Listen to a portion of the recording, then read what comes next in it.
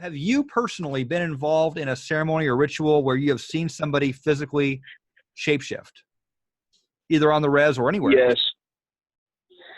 Yes. Yes, I have.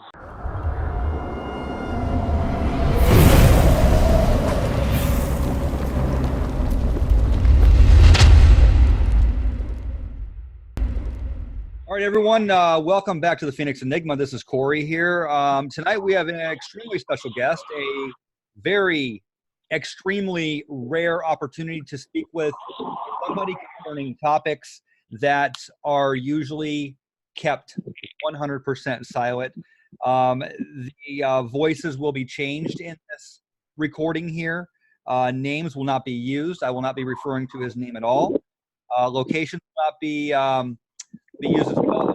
The fact that he comes from the state of California and has ancestry on the Navajo reservation in northern Arizona, New Mexico area. So that being said, I'd like to introduce our guest here. It is somebody who has somebody's been walking the left-hand path of sorcery, energy work, witchcraft, call it what you will in your own discipline. Somebody who has had a very interesting life, reached out to me, and we figured we better record this because there's a lot of information we've talked about over the years that this is just so hard to come by. And we found someone willing to talk about it, explain it. There's so many conceptions and misconceptions, and let's just get them on the. Let's just bring them forward here, and we'll go through some more introductions in a moment. Can you hear me, partner? Yeah, I can hear you perfectly clear over here. Thank you for that, Corey. All right, good. Your voice is sounding nice and crisp over here as well. So tonight we are going to be talking about sorcery, energy work of the Native American ancient old ways tradition. We're going to be talking about ceremonial witchcraft and ritual work stemming into the Latino communities as well, from Mexico. And we'll let our guest talk about that. So would you give us just a brief, I guess, background of you and what you want us to know about you before we get going? Yeah, sure. As far as spirituality goes, you know, I don't want to say that the occult was always a part of my life, but it was a pretty heavy hand of influence, even from early childhood. Looking back now, I used to have lucid dreams pretty frequently. Astral projection, things like that kind of just happened naturally at various points in my life, just kind of like any other biological process. Yeah. And so naturally my interest kind of went towards the occult, and you know, my own family exposed me to a little bit here and there, and wound up particularly finding an affinity with groups like the Order of Nine Angles, you know, left-hand path, traditional satanic. And then from Western society, largely because of my own ancestry and heritage, it kind of stemmed out to traditions outside of the scope, I want to say, for what Western society is really familiar with. Yeah, and by your ancestry, what is your blood?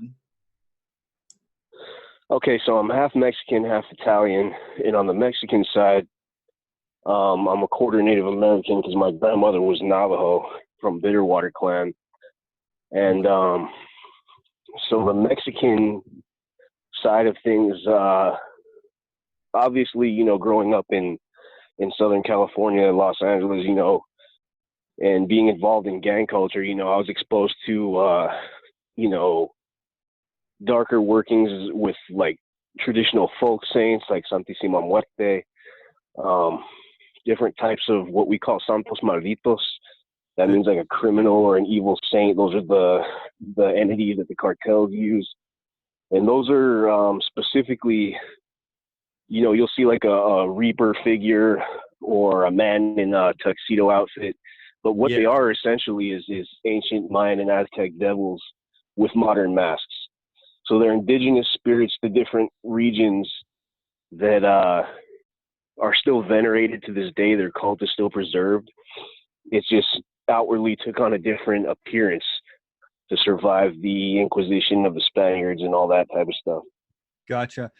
You mentioned you're part Italian as well, and for those who are students of the occult, the history of the occult or otherwise, you'll know that some of the strongest and most disciplined witchcraft of the Western tradition does come from Italy. There are some really, really competent Italian witches to this day out there practicing their craft all across the world.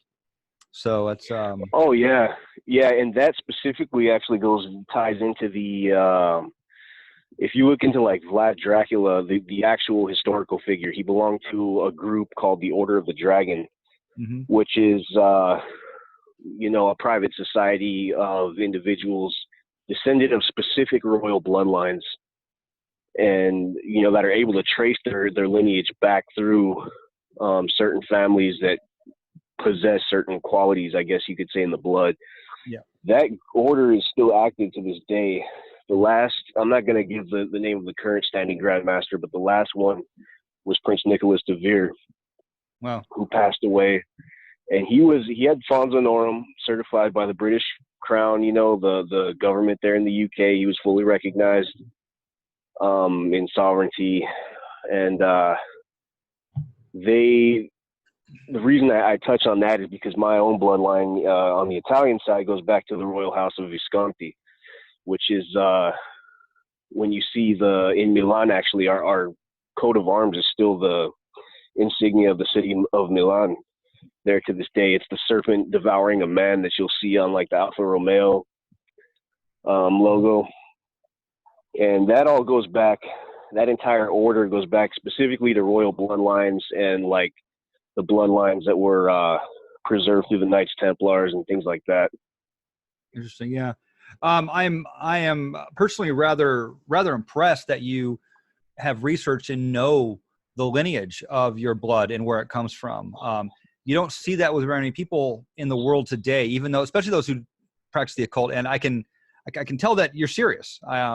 Just talking to you for a few moments here, you're serious in what you do. Your craft is your craft, and that's obvious. So, when did you get in touch with your Native American roots? When did all that happen? Because that's where we're kind of gonna go tonight. Well, this was actually a couple years back. I had always been aware that my grandmother was Navajo. Never had any real interest in it, though. It was just kind of like, especially growing up in LA area, there's not a lot of Native Americans. The demographics aren't very high. So, and then growing up in Mexican culture, as far as streetwise, in gang involvement, I was recruited into a street gang, a Mexican street gang in South LA at the age of 13. So it was like, the Native American thing was just never really something that caught my attention or interested me.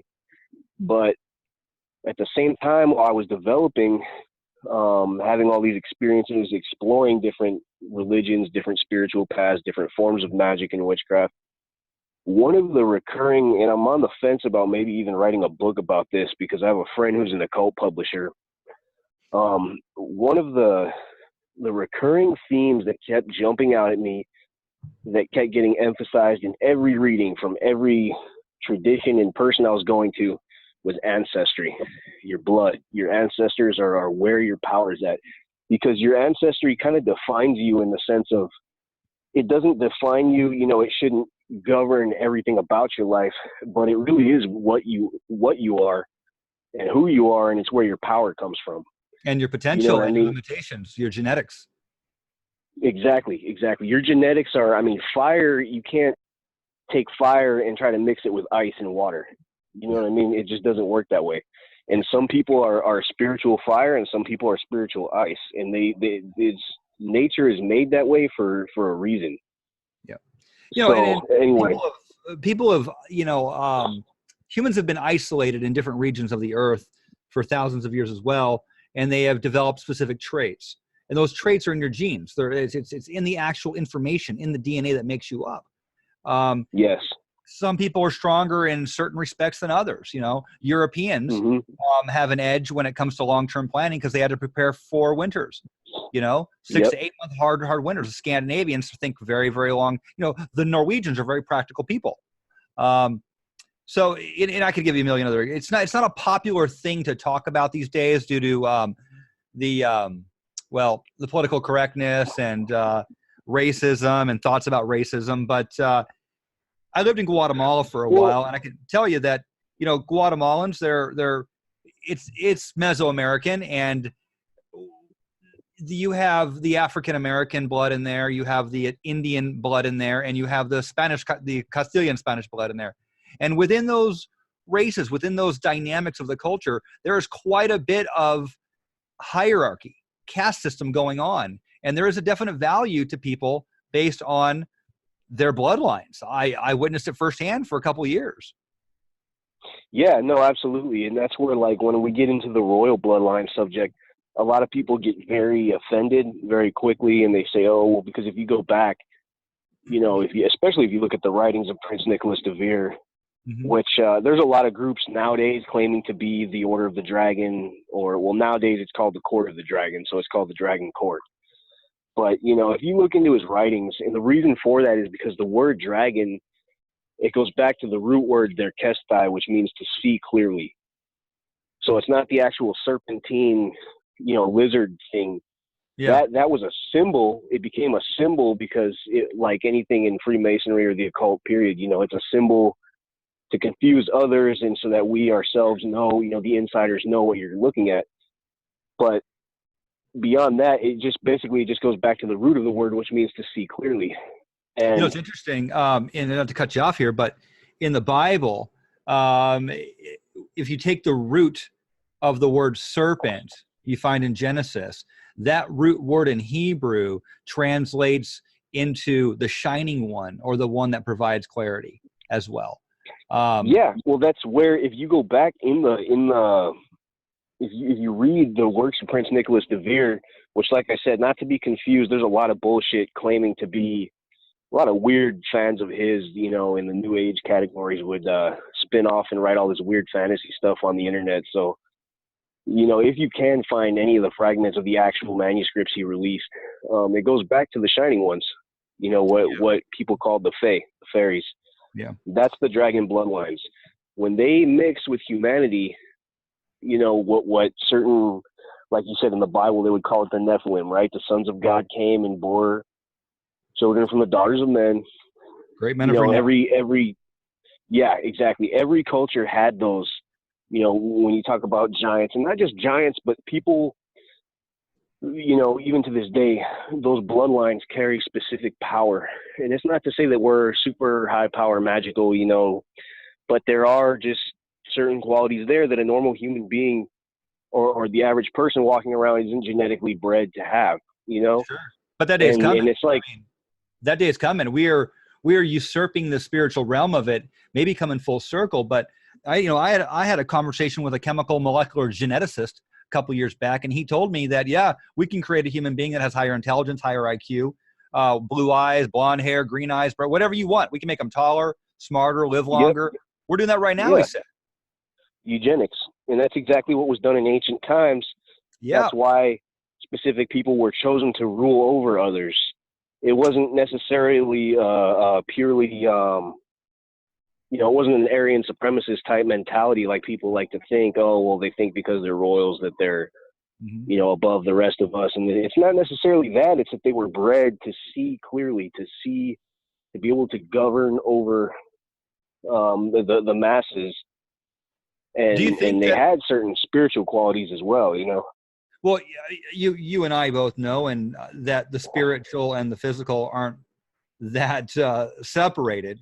No, not at all. You know, when you talk about more spiritual, I think in terms of physics and genetics and chemistry and biology, I even have a working theory that faith, there's a chemical process, a trigger that's switched in your 3 to 4 dimensional interface unit called your brain when you have faith, and that faith allows you to tap into something else regardless of that faith. I think there's something there. And it's a working theory, but it's universal. And when I can find a law that fits all faiths and all religions universally, it's generally right. But there are universal laws that permeate all these things. You can kind of think of these people that were bred smarter or developed smarter, depending on the level of technology we had back then. You kind of think of them as like middle management, managing the herd. Yeah. Yep. Monarchy. Yeah, exactly. So you had the offspring of the Fae would be the ones that were chosen, not just, and yeah, they absolutely had, qualities that would be far beyond anything a human, there were some, Chris Angel type things that they could do and stuff, but without, sounding too far-fetched, there definitely was some stuff like that, but for the most part, it's because they were more capable to govern and lead people than, but I mean, at a certain point, that all changed, and the lineages became somewhat more diluted, not to say that they're completely diluted, but they're more watered down. But to speak on that, the Bible speaks about this. My Irish ancestry speaks about this as well. You have the Nephilim, and they were tall. Native Americans, and I've covered this on my website to great length. When they would interbreed with humans, and when their lineage and their genetics would break down, the first thing to go would be their height and their might. But they would always seem to retain the viciousness and the violence. That has seemed to be carried through the generations into the, into today. Oh yeah. There's certain traits that to this day, they will, if you meet someone whose bloodline, dragon lineage, or what they call, yeah, well, I don't know if the audience would be familiar with other terms, but yeah, you meet to this day certain people that are from these lineages that we have in the court of the dragon. Mm-hmm. There's certain things that are just, like you said, the rage, the wrath, every person I've ever met thinks that they have anger issues and they're just can fly off the handle, but there's something about dragons that they have just, I mean, inhuman strength when they flip out, and their eyes literally dilate to the point where it's like a shark's eyes looking. It's bizarre. I mean, I've personally experienced some of those things. Then there's also the traits that only they have, where they're able to access things through like the starfire rituals, gnosis and things like that. But anyway, I know I'm starting to wander off into the royalty side of this. Going back to your question about the native ancestry. Yeah. Basically, yeah, I had gotten involved in different types of spirituality. I have friends that do Haitian voodoo. I got friends that do Santeria. All these different cultures. And one thing I kept noticing, and I would really learn, is that for the most part, these are things, the real thing. When you get to these traditions, the real thing is nothing that you can find on Google or in a book. It can't be learned from a book. People are always like, "Oh, do you have any books you can recommend on voodoo?" And I'm just like, It's not possible. These are traditions of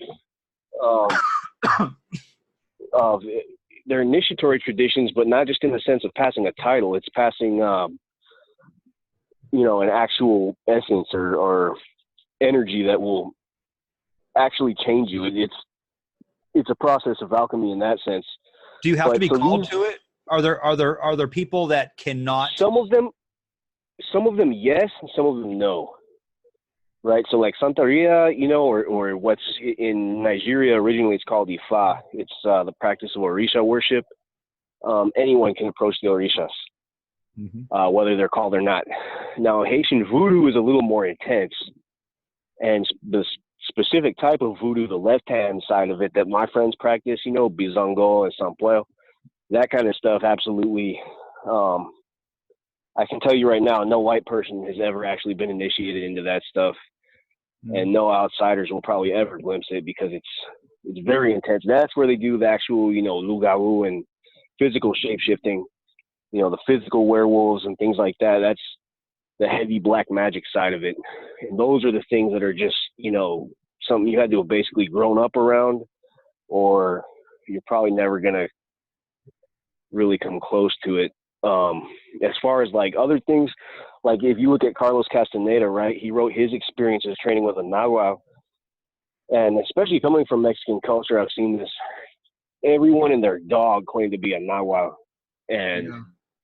you know, and oh, why I incorporate Nahuatl this and that. And it's like, they don't realize, yeah, his books were interesting to outsiders, you know, to someone who's never been exposed to that type of Yeah. sorcery. But the problem with it is that specific type of sorcery that we do in the Southwest and Mexico is, you know, those indigenous forms of sorcery are very much custom tailored to the individual.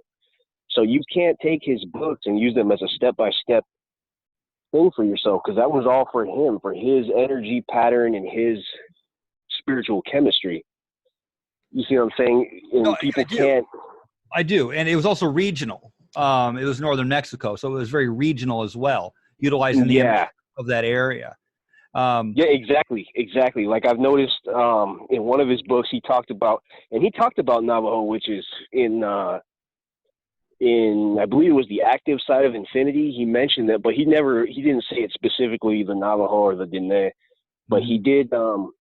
He mentioned other sorcerers of the Southwest, where he was referring to one of his academic mentors in that specific field of anthropology, telling him, don't just take it with a grain of salt when the Indians out here tell you that they're a bear shaman or a mountain lion shaman. They're not using these things as like metaphors or allegorical. Yeah, right. They're dead serious when they're saying that, you know, and he kind of took it with a grain of salt, as most of Western society kind of still does. Yeah. You know, it's funny he mentioned the Navajo. Now, we have 22 federally recognized tribes in the state of Arizona.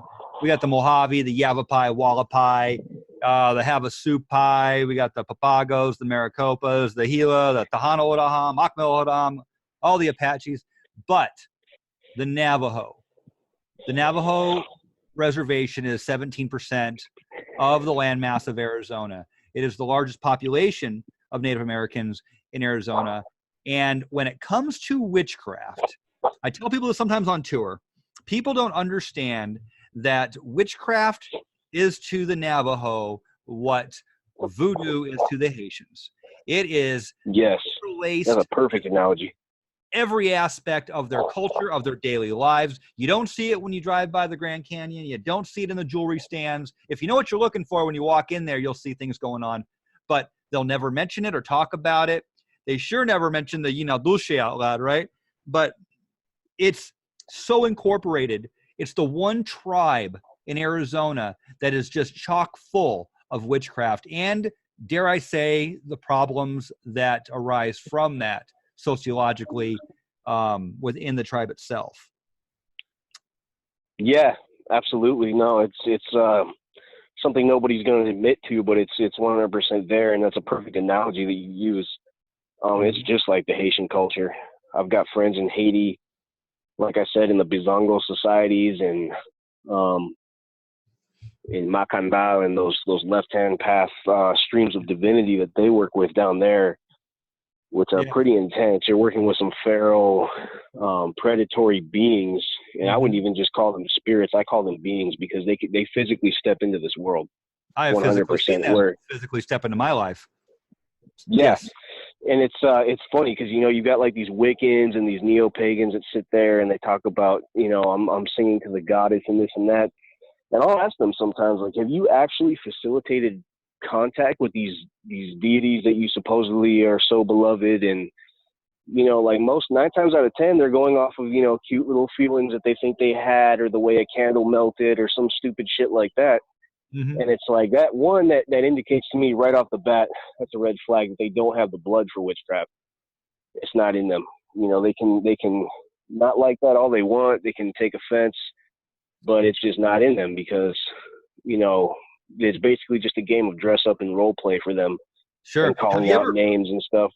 Have you ever noticed that the spiritual magical systems of a population or a race or a culture mimic every other aspect? You know, the Europeans are very highly organized.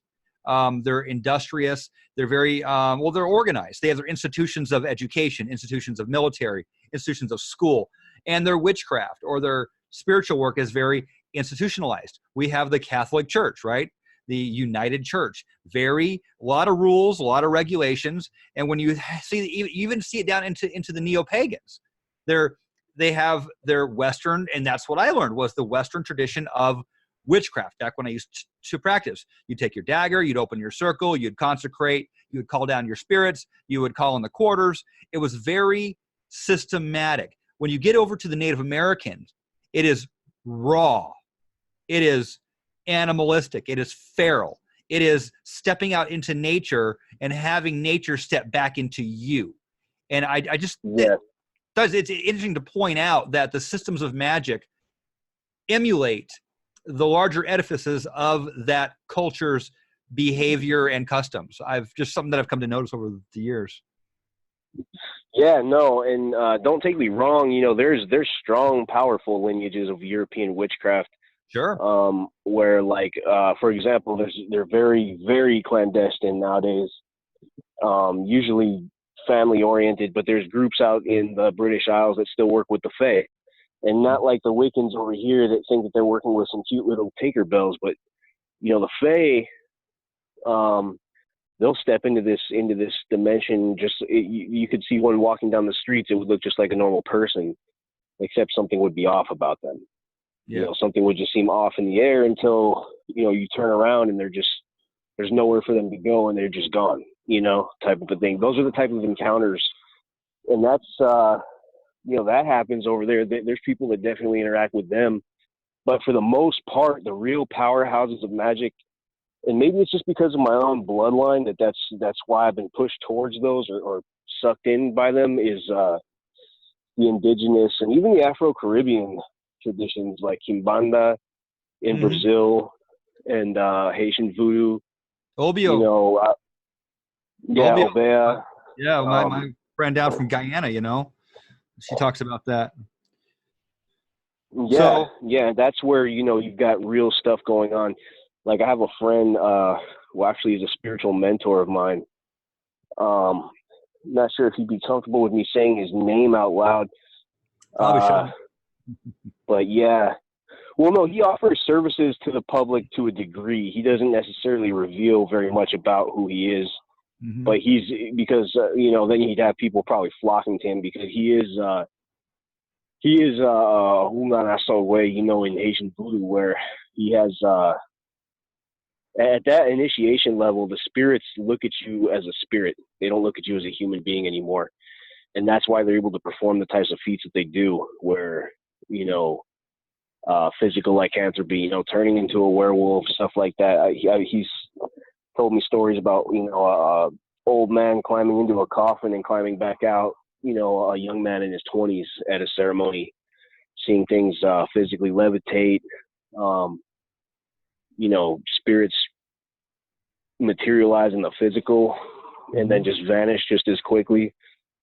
All that kind of stuff. So, yeah. You mentioned shape-shifting again, and we're going to be talking about skinwalkers. In fact, let's just dive into that here. Before we get into discussion of the skinwalker, that holds a very unique fixation for Americans, people all over the world. People I find from Europe really have never heard of it. I have to explain it to them when I do, but every American knows what a skinwalker is for the most part, especially down here in the Southwest. Before we start talking about them, will you explain for everybody where a skinwalker fits in to the systems of study, magic, the hierarchy of the practitioners of the good and the evil and the energy on the rest, so they can kind of get a roadmap here as to where to place them? Yeah, a skinwalker, first of all, for me to clarify, because some people, I've seen them say, oh, it's like a creature or a demon, and I'm just like, where the fuck do people get this stuff? It's a skinwalker is a Native American werewolf, basically. There's different forms of doing this. I can't go into details, obviously, out of respect and honor for the elders above me and those who walk this path. Those out there, the others who walk this path, but there's different ways of going about doing that. Some are more complicated, some are not. Yeah, basically a skinwalker is a witch, someone who practices Navajo witchcraft, who is basically a werewolf. Let's just say is the easiest way to define it for people Yeah. who are unfamiliar with this concept. All right. And you don't just decide to join the Skinwalker study. Skinwalker. No. It's correct me if I'm wrong, but it's at the latter stages of the study and of the work. It can be. There's people that can go straight into that tradition. It's not like in Navajo witchcraft. It's not so much like, step 1, step 2, step 3. I'm going to learn the blessing way, and okay, now once I've mastered the blessing way ceremony and this, that, and the other, I can go into shape shifting, or sorcery, we'll call it for right now. For the most part, you're looking at it's like different specialties in the military, right? So you might have somebody who's sniper is not the same specialty as someone who's artillery. Helicopter pilot. Okay. Yeah, or artillery. These types of they're just different roles and functions within those ways. And the thing is not everybody knows all the different ways. As a matter of fact, nowadays, even though the Navajo do have a good chunk of people who are traditional and who are active and might not necessarily admit it, for the most part, a lot of the younger generation has no interest in learning it. And which is a shame, because there's certain elders who have a lot to offer. I mean, just gold. And so, yeah, it just kind of depends on who you wind up training under and how much they know that they can teach you.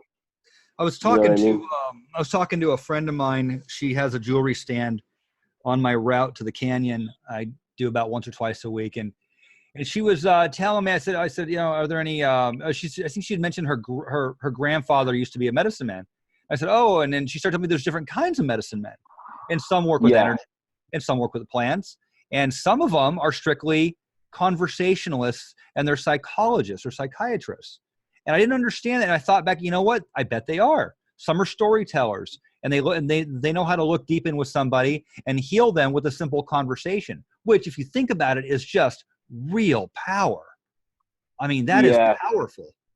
But she was telling me they have different roles, and certain medicine men battle. They do full-on battle with other witches and those who are running around killing people's sheep and poisoning people's souls and everything else. And some medicine men heal physical maladies. Some of them are with the land, and they heal the land when the land's gone bad. The energy's gone to the land. And I thought it was very interesting. She opened my eyes to some of that. Yeah, there are different types. They can specialize in different areas of medicine, different types of magic. And you've also got fakes. You got to remember nowadays. There's guys on the res who will say, "Oh, I'm a medicine man." They'll charge you this much to sit down and have a so-called fucking reading with them, while they pull out a crystal ball or some nonsense and tell you what objects they see inside you, or some kind of some kind of just fuckery like that, where it's like it's pretty blatantly obvious. It's no different than the little palm readers out here in the city. But we got them all over Sedona. Any real any true sorcerer or true medicine man, 9 times out of 10, sometimes they will charge for a ceremony, obviously, if they got to get certain herbs and supplies for it. But for the most part, a real practitioner is not going to charge you money to learn something or to, right. You know what I mean? And same thing, that goes for not just for native culture, but for across the board. Yep. Haitian voodoo, for example. My mentors, they don't charge me to, when they read or told me who my crown spirit is and which spirits walk with me, or things that they tell me or teach me. They don't charge me money and, say, oh, well, you need a healing done. Because that's usually what it is, okay, I'll charge you this much, and then you're going to need to pay this much for the supplies to do this healing, because conveniently you need a cleansing. You know what I mean? That's the kind of crap that you got to watch for. Yeah, I know. Now, the real sorcerers and medicine men, they usually don't advertise. They're just known in their communities. People know who they are. They're older. There's middle-aged ones, you know, too, but they're usually older, traditional elders that just know they were just taught growing up, you know, by someone over them. I read the book, a great book called Rolling Thunder. And Rolling Thunder was a medicine man out of Nevada, Carson area.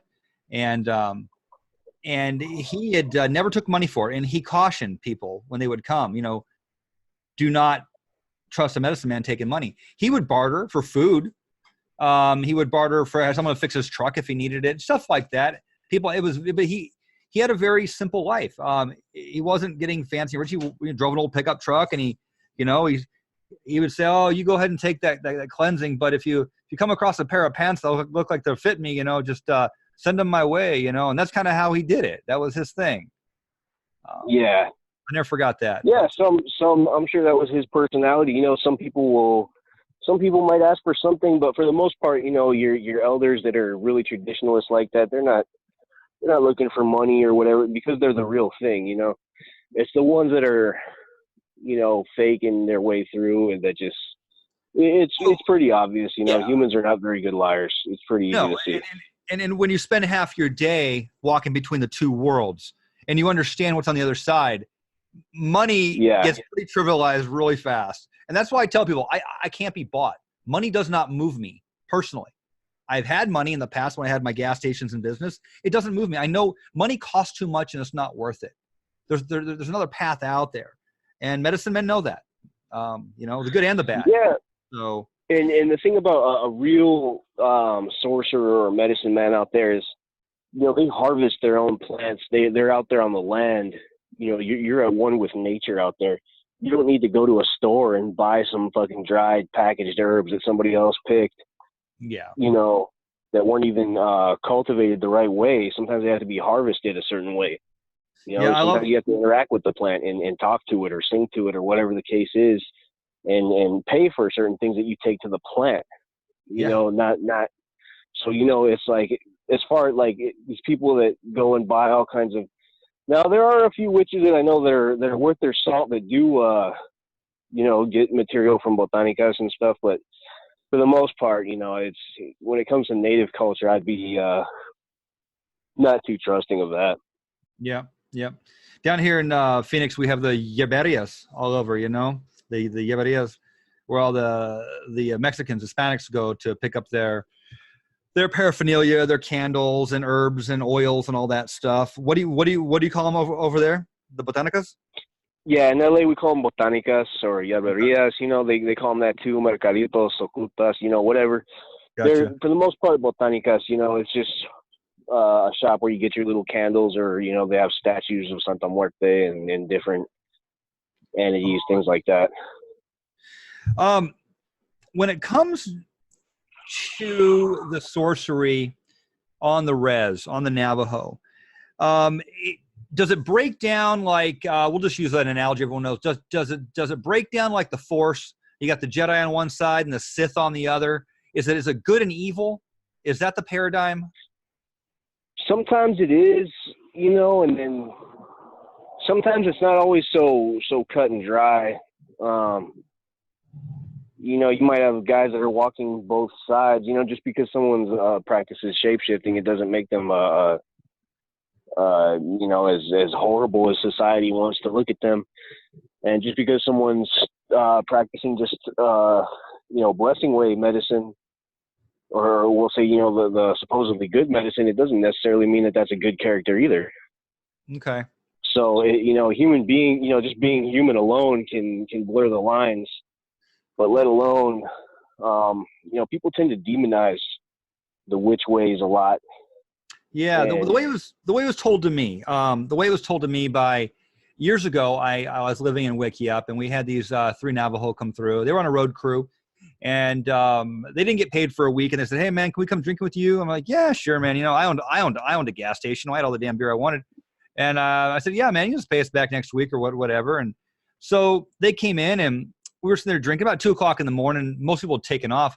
And I asked them, I said, and this is like back in the late 90s, right? There's nothing on the internet about skinwalkers. You know, I haven't met very many natives at this point. I'm still younger. And I asked them to tell me about skinwalkers. And they kind of looked around, and they really looked at there was a bigger guy. He was obviously the alpha. And he said, you know, usually we wouldn't talk about this. But because you took us into your camp and because you're friends with us now and because we're far enough away from the res, I wouldn't talk about this up there right now, but I'll tell you, just don't ask again, please. And I said, sure, you know. And he told me the stories of, you know, according to him, with a skinwalker. And the way he told me years ago was that you kind of go in and you learn the blessing way, like you said. You learn the medicine. And people are chosen for it. Sometimes they'll take a kid and they'll say, hey, this kid, you know, he's come from a lineage of medicine men, and we're going to train him and see if it'll stick. Sometimes they come to it and they just grab someone and he turns out to be a great medicine man too. But he said sometimes those medicine men are pulled over to the dark side. And the medicine man teaching them, the mentor, he'll kind of try and guide him, but he'll never stop him. He'll just remove himself from that person's path and allow them to continue on their own path. Yeah. And I found that very strange because it kind of breeds the good and it kind of like maintains the force, you know, when Anakin went to Darth Vader, and it maintains that balance of the good and evil. It's almost like the medicine way and the Navajo generate their own balance in terms of the power that's taught. Yeah. Yeah, like I said, it's, to me, I mean, this is my personal view.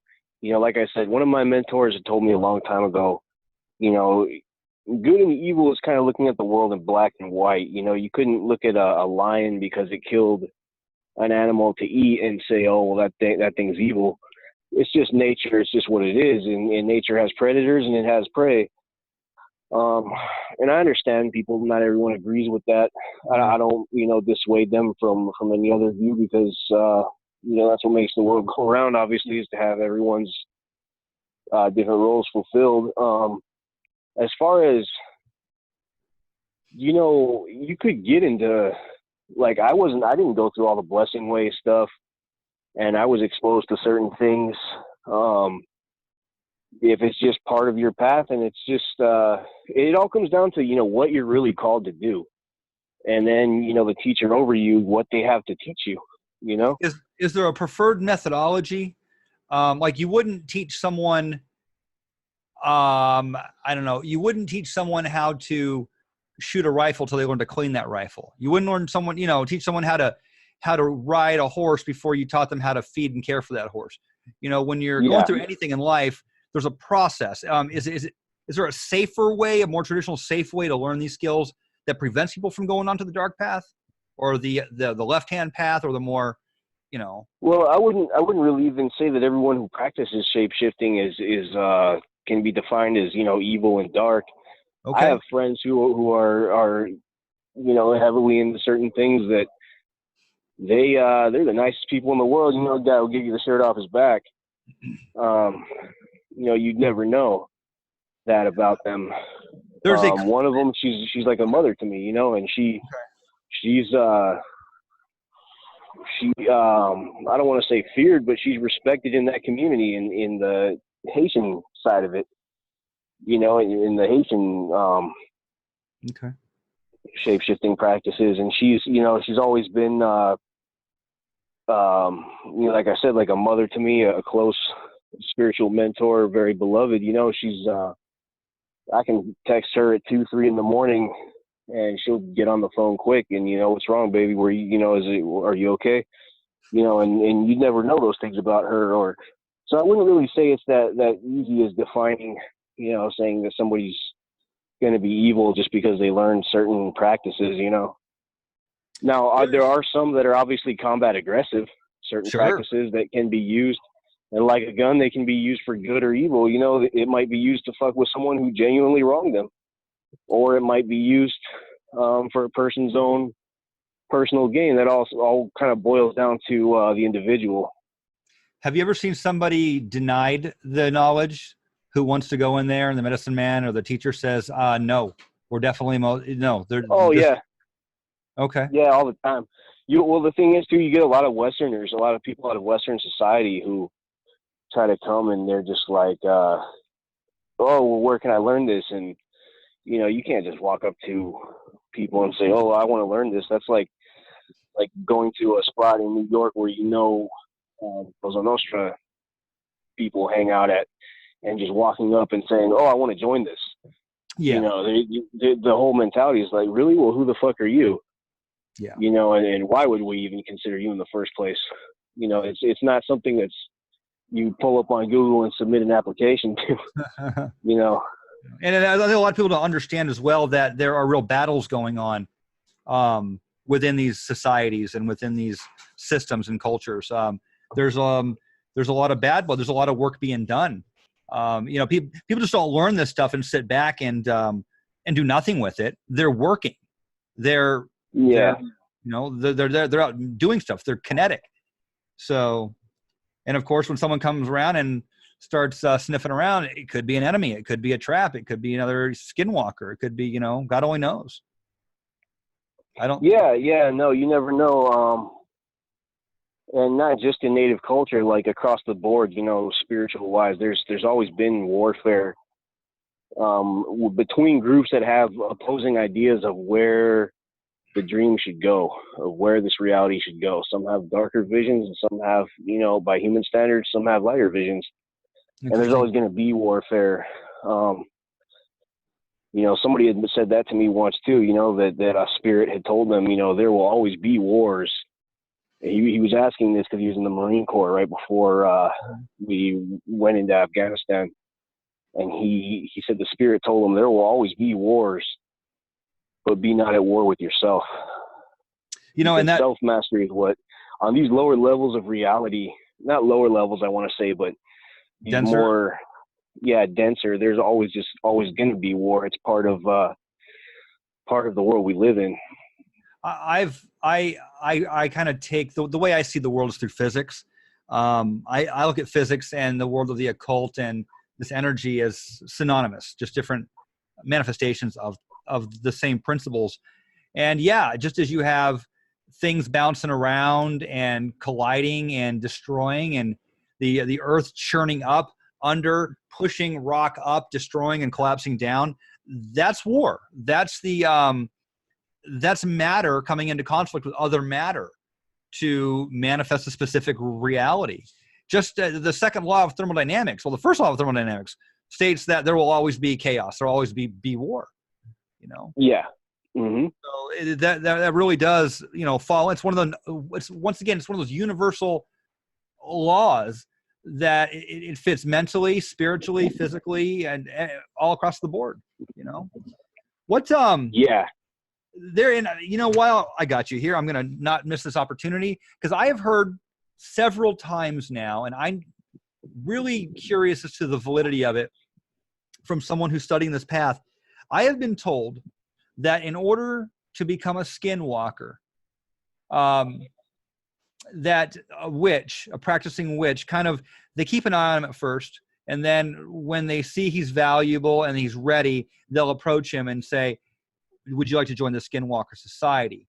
And then at that point, in order to join, you have to do one act that you can't come back from, that proves what your level of commitment is.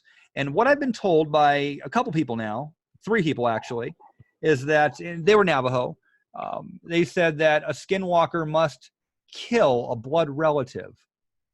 And that seemed really extreme to me. Yeah, that's what I'm asking you, And I don't know I get you. It's something that maybe kind of like the whole Kaiser Soze of the skinwalker, you know what I mean? I didn't know what to make of it. Here's the thing. I'm going to tell you, just like one of my mentors told me one time. These people all have their opinions about this, right? They all have their, to do it, you got to do this and that. And it's like, how the fuck would you know? Like, unless you're an insider, unless you're on the inside, how are you going to tell me what you had to do to become, you know what I mean? Yeah. because it's just like with Freemasonry. You know what I mean? Everyone talks about how they do this and that, and they perform these dark satanic rituals, and you have to accept this and say this, and it's like, when were you ever inside of a lodge? You know what I mean? It's like these conspiracy theorists on YouTube and shit and people buy into it too. That's the funny part.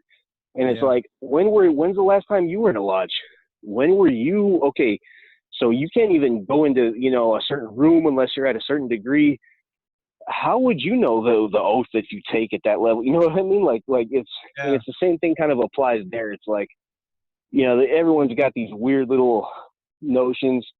And it's not to knock you at all, because just because, you know, a lot of people will take their word because they say, oh, well, they're native, they're Navajo, they must know what they're talking about. Sure. But you got to understand, on the res too, you got a lot of people that don't know shit about this, that will, you know, walk around saying, oh yeah, they do this and they got to do that to get this, and it's like, you know, they don't even know what the fuck, you know. Yeah. Most of them have probably never even seen one. You know, there's a lot of shit where people just tell stories too. Sometimes it's like, yeah. Yeah, I've heard many of those stories. You know, and you know, when you're a Westerner and you cross the res, and I'm a little more immersed up there than you know, a lot of people, because I have a lot of Native friends, but I listen to them, and you tend to, you know, when you have a Native sitting there telling you a story and you're looking out at some red rocks, it's you know, okay, this guy's telling me here, but I can see that, you know, I can see what you're saying. I mean, because you don't think that like there'd be more like missing people and shit. And don't take me wrong, I'm not saying that the world of that level of sorcery is all flowers and cream. You know, absolutely. There's places in I'm not gonna say where. Mm-hmm. It's a third world country where they practice heavy black magic. Again, this type of shape shifting where they have werewolves that come out at night. And it's like, there's places where, yeah, you can find bodies laying out there in broad daylight, chewed up, you know, of anyone who stepped outside at night in that area, because they obviously didn't know where they were at. Yeah. But, you know, so I'm not denying vampirism and that type of stuff is absolutely real. And not just in the sense of like these little, not just in the sense of these little astral projection groups that, you know, float around, and anybody can do that shit, dude. Anybody can shapeshift in a dream or in the astral, you know, and then they literally believe themselves to be these elite predators and shit. And it's just like, okay, you're not, you know, this stuff is, and those are the same schools in Western society where it's like, if you tell them like, okay, you know, physical shapeshifting is a real thing, they don't like to hear that, because it's like, oh, well, you know, how dare you tell, you know, they're supposed to be the elite and this and that, and you're telling them, well, no, actually, this stuff does exist, and it belongs to a group that is never going to let you inside. You know, they get really offended when you say that kind of stuff. So I was told that there were some shapeshifters that went over into World War II with the Code Talkers. I was told that wouldn't be surprised. They weren't. I was told that some of the men were given that knowledge. They were prepared before they went over there. Yeah, I wouldn't be surprised. I wouldn't either. Yeah. I mean, that's where a lot of this stuff comes from, is combat warfare. You know, in Haiti, you know, the word loup-garou comes from the French word for werewolf, because, you know, obviously Haitian Creole comes from French.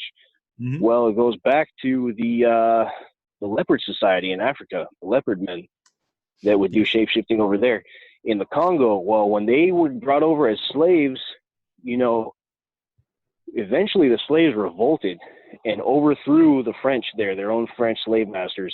Mm-hmm. And the way all that happened was the few who escaped, and this is where I really try to emphasize to people, like, you know, when they talk, you see these people from the U.S. and Europe that go and they get sold these half-assed, you know, so-called initiations, and it's all into Guinée, you know, Fangine, you know, like the right-hand path of voodoo.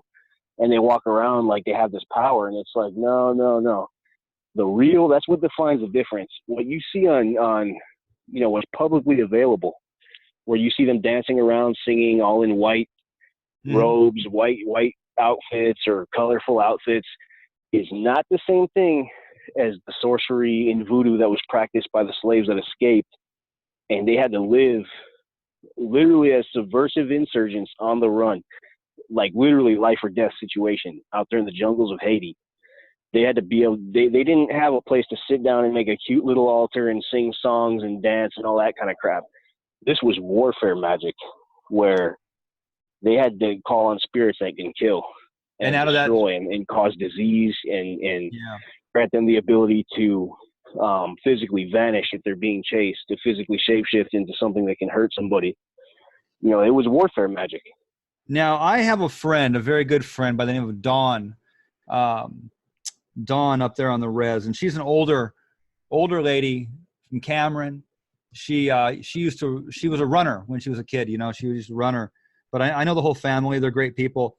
She told me that I asked her where the Skinwalker came from out of the Navajo culture, and she says it's been there throughout the years, but it came to us through when we were attacked by the Europeans on those death marches that they made us walk upon. That's when it really became developed, and it was on that path where we were dying and being killed by the U.S. Army that the power was given to the Navajo to protect. And it's funny you just said that about the Haitians in the jungle. They had to survive. They had to be invisible. And he said that's when this Skinwalker knowledge and magic came to us, and it's been with us ever since.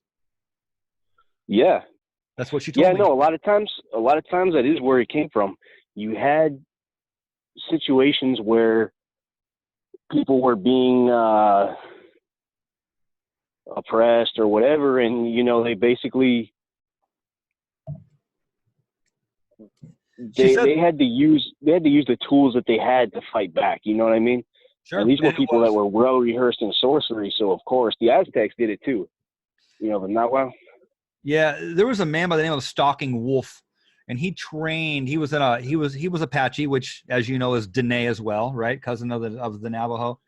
And he was a scout. He was a medicine man. He taught Tom Brown, and Tom Brown teaches hand-to-hand combat and tracking skills to the Army Rangers and the Navy SEALs out of by Toms River, New Jersey. He does. He's one of the foremost trackers in the country right now. He's getting up in years now. But yeah, I remember reading one of his books as a kid, actually. Yeah.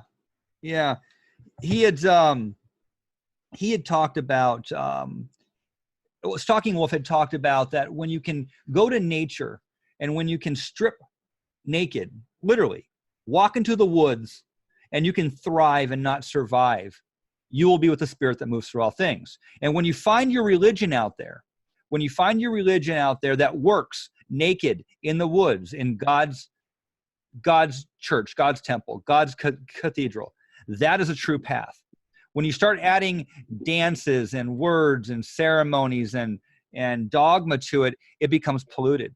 Stalking Wolf was a student of religion, and he had walked across Turtle Island, North America, from east to west coast, and from the tip of Alaska down to Argentina, more than a few times in his years before he found Tom Brown in the 1960s and trained him in these ancient ways. But just like you said, the most powerful of magic comes when you have nothing and you walk into nature or the wilderness, and that's where you'll find it.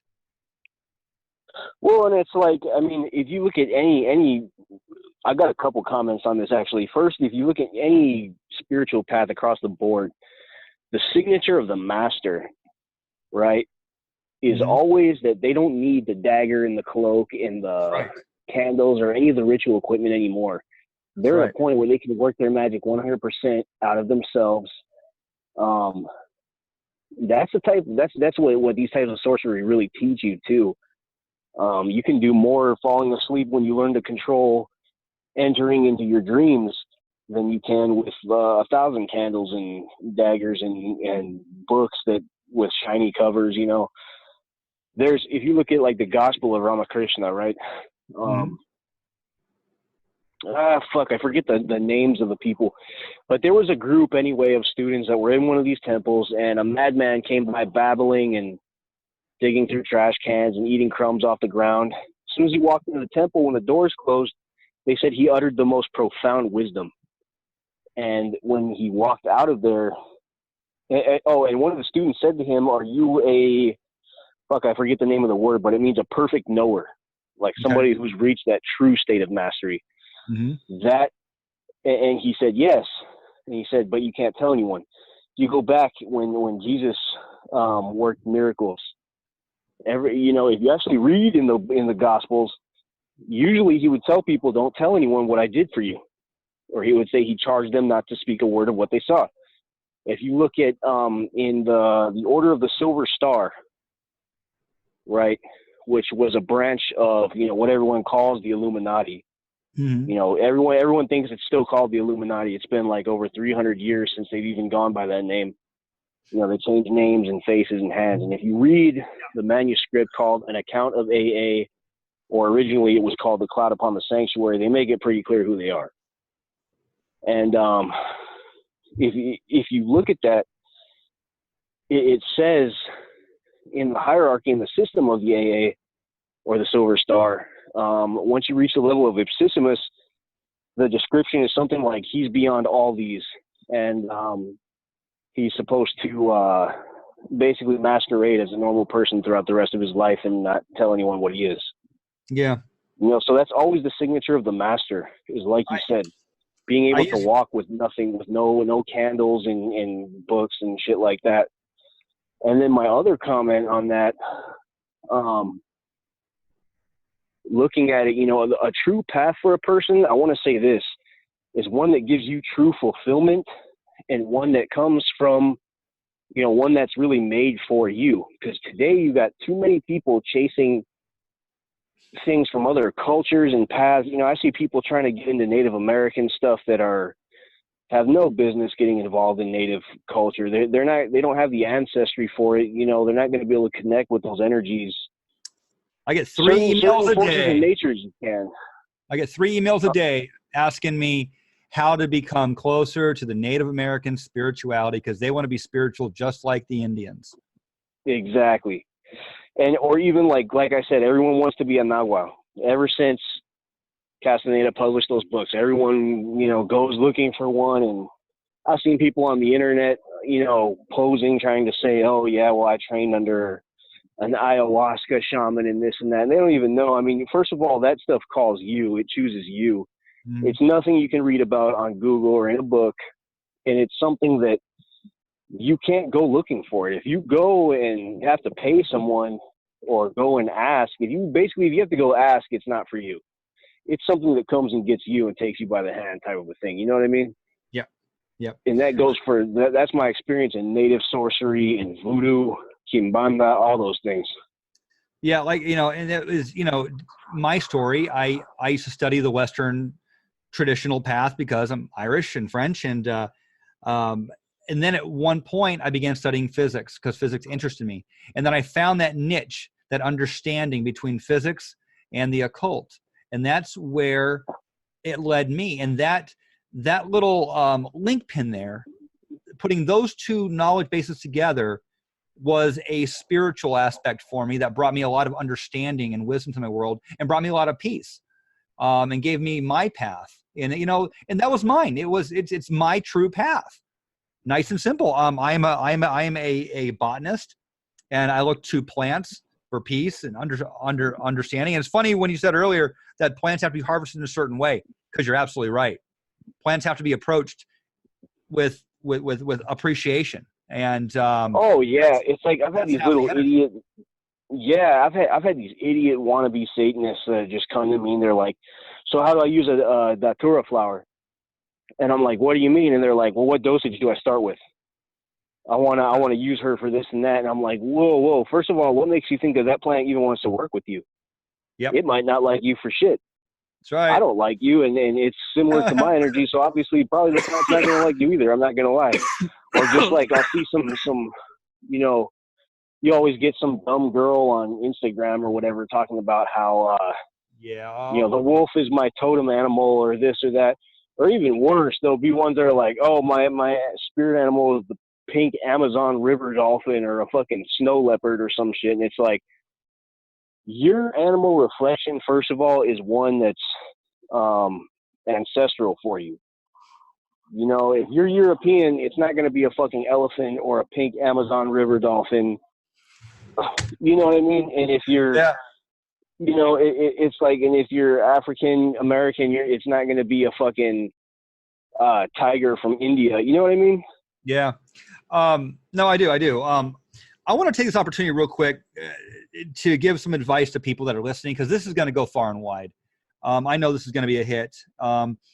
If you're one of the people that email me every week asking me how you can learn the Native American ways, I'm just going to tell you, don't unless, I don't know, unless you live in Flagstaff and half your friends are Navajo and you grew up with them and you helped them bring their corn in, or you helped them bring their sheep in, you know, or you went to school with them and that's then obviously, and you're family friends and you're invited to their weddings and funerals, then it might be a path for you. You know, if you're European, look towards the paths that have been established for over 2,000 years that our people developed and grew up with. Those are the energies.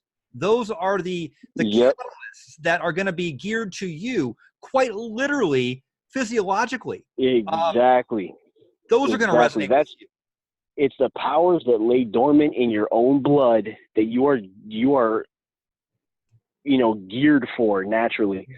Because there's certain things that even if they did grow up and are close friends, there's just certain parts of those things, you know, and especially with the real profound stuff, they will never have access to. They will never learn. It's not going to be handed to them. And there might not be enough time. If you're 50 years old, you might not have enough time to learn Yeah, this. exactly. These are long roads to walk. You know, they take years of commitment. It's not. You don't start playing the violin at 60, you know? Yeah, exactly. I'll also say that, you know, maybe if you're European, maybe your path is Christianity. There's a lot of wisdom in that book. There's a lot of wisdom with the energies that are in Christianity, as well as the pagan. Oh, yeah. You know, a lot of people like to, you know, it's one or the other, and Christians will Christians are watching this right now, trying to strangle me through the damn computer. I can feel it before it's even posted. Their faith is that anything that's not of Christ is definitely of the devil, and it's all a trickery. I get it. I hear you. I've heard it my whole entire life. I don't agree with that. You know, there's wisdom on every path, and find what is in your culture. But you know what? A Christian path, if you truly embody the ideas and the personality and the work of Christ, and you live like Christ, my God, what a path. What a path. And if that calls you, get into that. You don't need to do some sexy thing with I don't know how sexy it is anyways, with candles and you know, circles and that kind of stuff, or dropping ayahuasca or peyote. You might not need all that. You might not have the DNA, might not be resonating towards that. You may be going against the grain of what you were, you know, designed and built to do. So that's my advice for people who email me every day asking me how to be more like the spiritual Native American. And they think that Native Americans are so much more spiritual than they are. And I ask them, I say, why do you think that? Why do you think this guy over here has more of a lifeline to the creator than you do? I mean, I don't understand where people get that idea. I mean, I can understand their fascination on certain levels, but it's like, if you really dig into your own ancestry, you'll find just as many profound things that you're actually connected with. Absolutely. But as far as people, it's like, you know, and same thing goes for, you know, an African American person trying to get into, you know, the Mexican witchcraft that we do. You know, it's like, you're never really going to be given the real secrets. Especially if you can't speak the language. Same thing with Native American. If you don't speak Navajo, you're not going to learn certain things. You're not even going to come close to those levels. Mm-hmm. Same thing with Haitian voodoo. You know, and that's not to say that a white person can't initiate into voodoo. They can. They'll never be initiated into like the Bizongo and stuff like that. Like me being Hispanic and having Native roots, I was allowed to access the Bizongo and certain things, but for the most part, unless it calls you, if you have to go looking for it, that's usually the rule of thumb. If you have to ask for it, if you have to go prying and poking and shit, it's probably not for you. Yeah, no, that's why I found my own path. I did the path of non-path. I went out and I just learned everything I could, and I found what worked for me, and I made my own path personally in this world. And I think it's working pretty good for me, And that's, that'd be my recommendation to everyone else. Find your own path. Find your own energy, whatever that is. So, what do I get a question here for you? So I really want to touch more on some skinwalkers here. What percentage of Navajos today believe in skinwalkers or the Yinaldulshi? If you had to put a number on it. I would say a good majority of them actually believe in it. As far as who's actually encountered it or been exposed to certain things directly, those numbers can flex and vary, I'm sure. But as far as people who just, point blank just believe that it exists, yeah, I would say a good majority, even the non-traditionals, they're usually pretty aware, like you said before, you run around in the desert long enough, you'll have some weird experiences. Oh, yes, you will. I once heard I had a cop I was talking to. I was on tour a couple months ago. I was up in Antelope Canyon out of Page, and one of the cops came there, and he was a white cop. And I said, man, you got some weird calls out here? He said, oh, God, nighttime on the res is, man, he says, I'm driving 50 miles to a call, because we got some serious distance to cover out here. But I said, what percentage of your calls are for skinwalkers? And he looked at me and he kind of gave me this look and he says, man, more than I would care to tell you about right now. And I'd heard that from other people. And of course, Hillerman, the Western author, had written the very popular Skinwalker Western series about the Navajo cop who, had to deal with skinwalker situations at different times and whatnot. But it's a very real thing. I interviewed a psychiatrist out of Tuba City years ago when I wrote my initial article, and she told me that within about 3 to 4 sessions, 80%, 70, somewhere that's 85, 75%, somewhere in there of her patients admitted to that their affliction was caused by a skinwalker. And she said, Corey, I don't know whether these things are real. I don't know. I've never seen one, but I can tell you that when people are coming in and the majority of my patients are saying that they're being attacked by witches and skinwalkers, I can tell you that the damage that's dealt with and the conflict, it's real. It's if even if it's all bunk, which I don't think it is, she says there's real battles being, she said damage, there's real damage being done here to these people, and I have to fix it. Now, I don't think anything she could ever do would be able to fix what was being caused if indeed they were battling skinwalkers. That's something I would think that they would need a native medicine man for. But anyway, that's what she was doing up there. Well, I mean, and not just in native culture, but again, across any magical, in Haiti, a lot of times there is no such thing as coincidence. When you're really actively involved in the world of sorcery and stuff, yeah, there's no such thing as coincidence. If you're being afflicted heavily, there's probably something behind it or someone. But as far as like the average person goes, everyone running around thinking they're just the target of a skinwalker, and it's like that gets ridiculous. And 9 times out of 10, it's just people blaming their life problems. Sometimes a damn headache is just a headache. You know what I mean? Yep. And people don't. It gets way blown out of proportion. Now, don't take me wrong. There's people that go out to the res that say the wrong thing or ask about certain things, and they'll, next thing they know, they're pulling shards of bone or porcupine quills out of their body that they didn't even know were in there or how they got in there.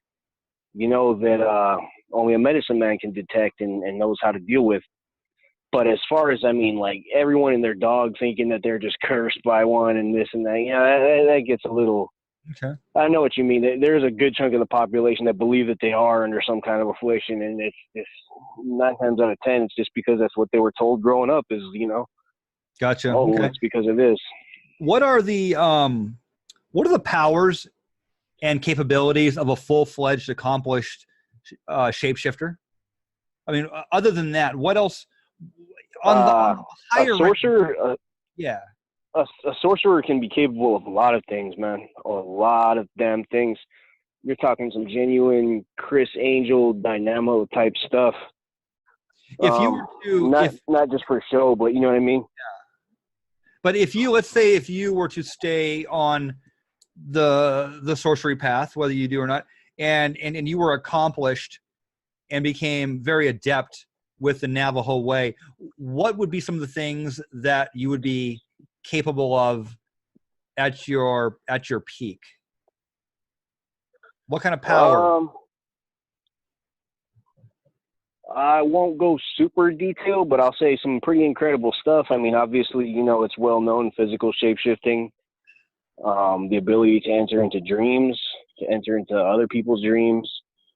From the dream world, you're able to interact with beings and bring them back to dayside reality, or they're able to take you to other realms. You know, you can step through portals, that kind of stuff.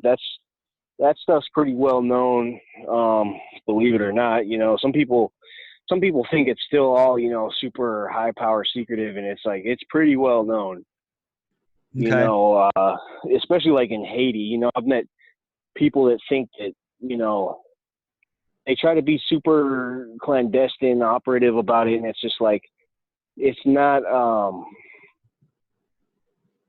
like, for example, there's one Bokor on YouTube who tries to say that, you know, he'll try to play certain things off and act like, oh yeah, you can't talk about this and that, and it's like, man, the cat's out of the fucking bag for you guys. Like, people know, you know, what mm-hmm. certain powers are out there and stuff. I won't go into too much detail because those who know, and those who aren't don't. You know, maybe they don't need to. Okay. But yeah, there's obviously some pretty intense stuff though. That's for sure. When you said dreams, they could enter somebody's dreams and do work. They can operate within those dreams. That's what you're stating? Yeah, sure. Basically like lucid dreaming. Okay.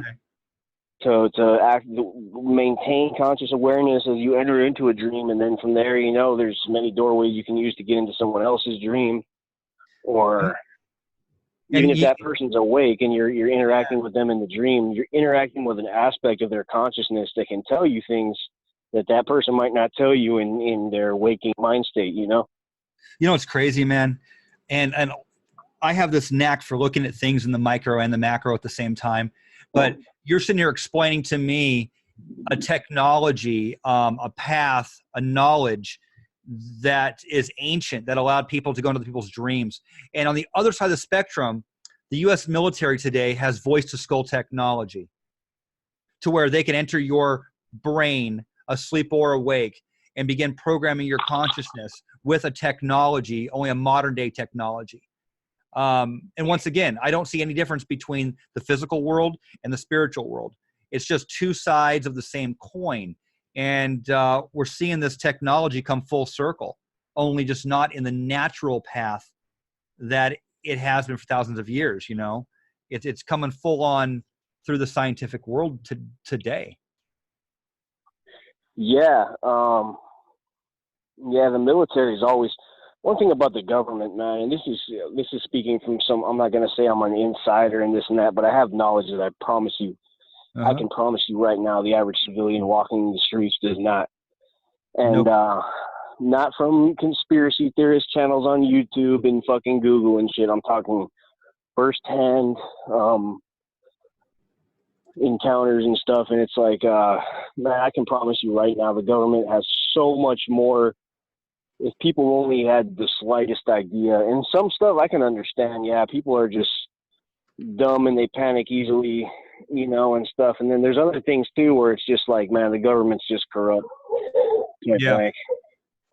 When you say, and in certain ways they have to be too, because you've got other governments coming up against us that are just as corrupt, if not worse. Yeah. So when you said the skinwalkers can go to, or the sorcerers can go to different realms, what realms? What's in those realms? What takes place over there? Can you I talk can't about go that? into those details. They're just yeah, I can't really go into those details, to be honest with you. Fair enough. Fair enough. We can move on. Let's see here. Oh, you know what I wanted to read you something, man, that somebody sent to me. Because I think you can have some pretty deep insight into this. He says, Okay. this is a guy named Joshua. I'm not going to use his last name, but he says, 10 years ago, I was making a drive from Phoenix to the LA area. I've made this drive dozens of times, so I kind of just zone out during the drive. I was the only one on the freeway, I-10. I was probably somewhere in the Quartzsite area in Arizona, and it was pretty early in the morning. I saw a figure in the distance standing in the middle of the freeway. I was thinking it was an animal from very far away, and got excited to see a weird animal in the desert. As I got closer, I could tell it was standing on two legs and was not an animal. So then I start thinking it's a hitchhiker, and I get concerned that someone's hurt. I slow way down, almost to a stop as I approach it. As my car was sitting right next to it, I saw what looked like a 6 to 7 foot tall being covered in choppy animal furs, very dirty, muddy almost. It was wearing fur all over its head, and I could not see its face, almost like wearing a hoodie. I did see small, beady eyes looking out, and it was turning its head to look at me. It had what looked like large hands, again covered in animal fur with hairless fingers sticking out. I punched the gas and sped away, all looking through the rearview mirror. As I sped away, I could see it keep turning its head and watch me, but it did not chase me or anything. It just watched. Told a few people about it when I got to town, and everyone laughed. I know what I saw, and I always just figured it was a demon or something. But after seeing the images of skinwalkers, I wonder, could that have been a skinwalker? Yeah, it's absolutely what it was. Yeah, that was from Joshua. Lives here in Phoenix. So Yeah, I've heard. You hear a lot of people come tell their stories about a man running alongside their car or a werewolf or something. Yeah, those are sorcerers out there doing their thing. That little stretch from Cayenta up to Mexican Hat, Monument Valley area, that little stretch right there, I've read so many stories of people talking about that specific stretch. Cayenta is kind of a hotbed for this, as well as Cameron, from what I understand. Sorcerer, I don't know, it's just what I've always been told. Do you have any specific stories that you can share about things you've seen, rituals you've taken place in, or have you ever seen somebody? Have you personally been involved in a ceremony or ritual where you have seen somebody physically shapeshift, either on the res or anywhere? Yes, I have. I've also taken an animal form before. Like I said, there's different ways of doing it. I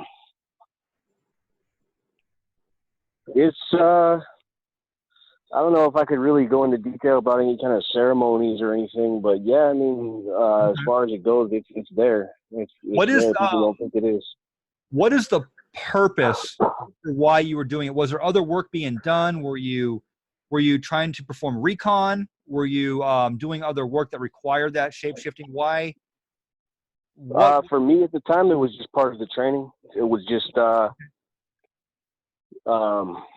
part of the knowledge that I was receiving from the knowledge keeper that was passing it down to me. Can you share what you had shifted it into? A fox. Okay. Cool. All right. Communication with animals. If people are shifting and they have that knowledge, is there a connection between animals? Maybe a personal animal or spirit animal? Are people able, are skinwalkers or shapeshifters sorcerers able to communicate with animals the way that you and I are communicating now? Yeah, you can definitely communicate with animals. Certain ones are actually used for divination purposes because they have that special power of being able to find anything out, search out hidden mysteries or whatever, however you would want to say that. As far as animal totems, different tribes have Some have the belief in a certain animal totem for a person, some don't. At first, I was told the Navajo don't really operate that way. We just kind of work with all the animals in our system, and you learn how to channel the energies or the power of whatever animal you're looking at. You know, whatever animal needs to be cultivated in that instance. But later on, one of the sorcerers who was, took me into this, just told me point blank one day, this is what your animal is. Well, he said, the way he said it was, he said that he saw me as that animal. Okay. While he was doing the vision thing, the hand trembling. So, yeah, we've talked before. You mentioned the hand trembling. What is the hand trembling? A lot of people have maybe heard about this. It's not very common. I've heard about it prior, but I never knew what it was. Can you talk about for public show? I'll just say that it's a form of divination. Okay. All right. System divination. Yeah, it's an oracle type of a thing. Not everyone can do it. Not just anybody can do it. But it's obviously it's something that's passed from master to student. But gotcha. Yeah, it's a form of divination within the Navajo tribe for the real medicine men. Again, you've got the fakes who will sit there and stare at a little glass ball and tell you they're seeing this, that, or the other. And then you've got the actual knowledge keepers of the old ways, or the old sorcery, whatever it is, that will use the actual traditional tools like that, like hand trembling. Okay. Where does this training take place? Will you generally train at someone's house, on a ranch? Will you go into the outback where there's caves? Is it done in a natural setting? Is it done over 2 or 3 days at a time, or a week? Take a month off and do it? Do you just go for the day? How does this happen? It's a life path. So you might be out there at your teacher's house for months on end to a year, or you might take a few months off, come back. I might be here in LA just texting, having conversations and learning that way. And then eventually when the time comes, though, you do have to be there in person.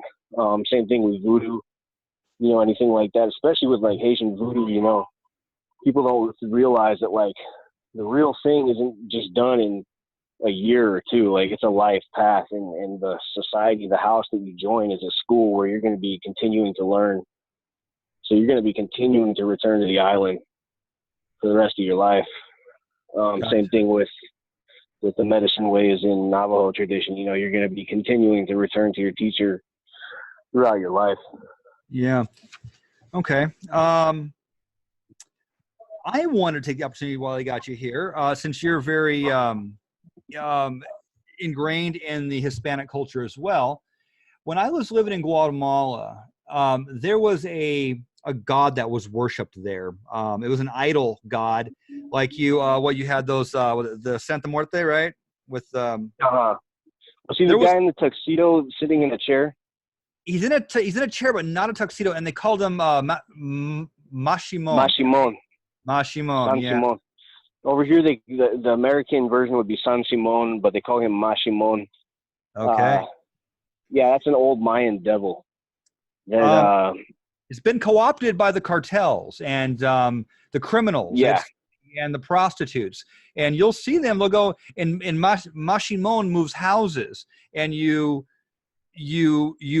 put him up in the front room of your house for a month at a time, and people come over and give him tequila and puros, cigars, and they leave stuff there and they pray, and then a month later they move it over to someone else's house. So it's always moving around, and they'll generally bring stuff for the household as well, for the woman of the home, or some kind of an offering as well. But if the cartel shows up and they pray for safety from other cartel members and a safe drug run, and the prostitutes pray they don't get diseases and that they're not beat up and killed.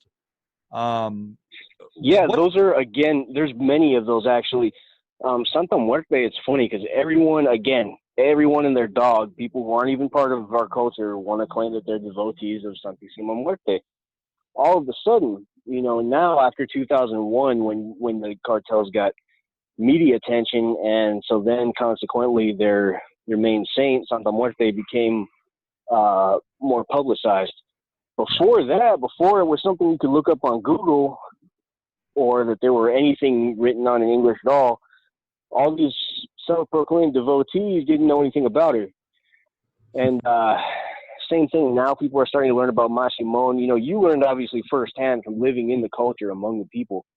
Oh, yeah. Over here, there's a lot of people who claim to work with him and stuff just because they saw him on the internet somewhere, you know, reading an article. And the reality is there's actually a lot of these. Again, they're called Santos Malditos, which means like bad saint or evil saint. Basically, it's a cultural folk saint from one of those Latin American countries where, you know, if you're doing something you know, that you would consider morally wrong by Christian standards or Catholic standards, you couldn't go to God or one of the saints about. You go to your cultural folk saint and you give them, usually there's liquor or certain offerings, you know, like Santa Muerte, copal, incense. Mm-hmm. Yeah, the old mezcal tequila, the original Aztec type. Bacanora. You know, yeah, exactly, all that type of stuff. And you would have a private altar in your home, and then you have, like, for her, the altars don't really move, the public shrines. Usually there's one in like the back room of a lady's house in the community that her local worshipers will know about. Mm-hmm. And it's funny too, because to have those statues in your home, they've got to be actually cargado, which means like loaded, which mm-hmm. means like a sorcerer actually has to take them and fill them with the types of herbs and animal bones or whatever it is, and then that you know are like magnetic to certain energies, and then actually call down, you know, his or her essence or spirit and feed it inside of the vessel. So you actually have a living thing there that can receive the offerings, you know, the spiritual essence of the cigar smoke and the tequila and stuff.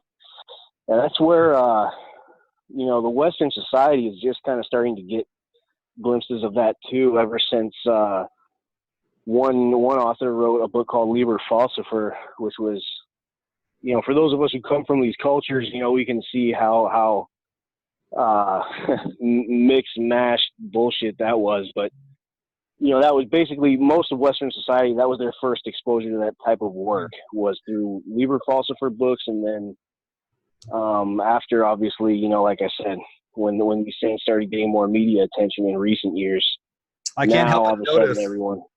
Yeah, I mean, I can't help but notice the uptick in this after the Breaking Bad series. There was in the later, remember?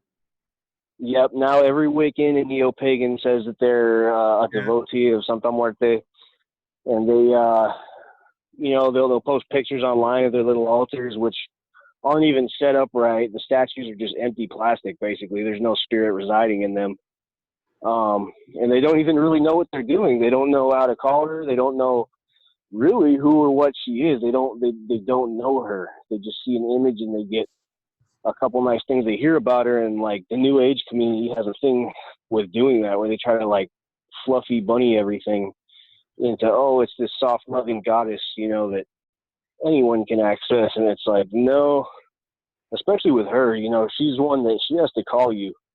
You can't just, you don't choose her, she chooses you. And when she does, she'll open the doorway, because you have to learn the right way to serve her. You know, how to set up the altar and how to actually interact with her, because it's dangerous to piss her off. Yeah. Interesting. It is. It's also very interesting. And it's interesting to see these things making another cycle. Not a comeback, but just the world is cyclical. And if you stay around long enough, you'll see John Travolta get popular and corduroy pants come back again, you know. But we're seeing this stuff recirculating again, and I find it. I just find it interesting. Just marking the calendar and can tell what might come next. Now that you see this coming, you know, there are patterns, there are cycles, there is resonation, there's vibrational frequencies, and just like a song, you know, things come up and you go down for a downbeat and back up and down. So, yeah. All right. Well, what's on your agenda for your studying? Are you going to chase more of the Navajo sorcerer path? Are you going to? You know, it depends. I mean, as far as the Navajo ways go, if that continues to open to me, those doors, then yeah, I'll definitely walk down that path. As far as like my friends, like I said, I work with Santa Muerte. You know, that's she's one of my main spirits that I interact with right now. And then I have, like I said, one of my mentors that does voodoo from Haiti. He's always influenced me pretty heavily with the stuff he does. So as far as that goes, I mean, I just kind of flow with whatever doors open to me. You know what I mean? As far as that goes, I don't really go prying, because I've noticed that those types of things will usually come to you, you know, and they'll let you know what they want you to do. They'll open the doors and they'll kind of guide your footsteps as far as that goes, you know? Yeah. And I'm going to ask some questions, I think, here. And I just thought of this. I didn't write it down in preparation here, but I can feel what Christians out there are screaming at me right now to ask you. Do you feel that there is a good, seriously, even though this isn't posted yet, I don't know, my mind is 1 week or a couple of days ahead right now, and I can hear them. Do you, in your belief system, do you believe in a one creator? Not really. Okay. I would just call it the source, I guess. The source. Do you have a in your personal religion, do you have a creation theory? You know, I don't really. My mind doesn't go that way too often. Okay. I mean, there's a lot of different perspectives that I've heard and stuff, but as far as it goes, I mean, I'll kind of just look at more where I'm going than where it all started, you know? Gotcha. Okay. Is there obviously there wouldn't be a redemption. There would be nothing to be saved then. What are those? Okay. What do those who practice the Santa Muerte? What do they feel about the soul? Is it a commodity? Is it timeless? Does it come back again? Reincarnation? Is there an afterlife? Me personally, I do believe in reincarnation. I don't know about, you know, there's people who will probably identify pretty strongly as Catholic who follow Santa Muerte. So that's not something I could really speak on for the rest of them, but I mean. Okay. All right. I'm just trying to ask you questions that people who are Christians would want to know, that they'd be curious about. So, do you believe in a devil, like an actual source, the counterpart to the good? Do you believe in a good and bad paradigm? I don't really. I mean, I believe that there's multiple entities or gods that I've encountered that could be described as a devil. Some male, some female, and yeah. And I've also met entities that, you know, are heavily revered by more witches like Santa Muerte that are very loving, very caring and affectionate in their own ways, where Christianity probably couldn't accept that, you know, even though it is the reality of it. Oh, I have most of my closest friends in this world are born again evangelical Christians, and I love them. I've got some close friends that are. But I have so many Christians.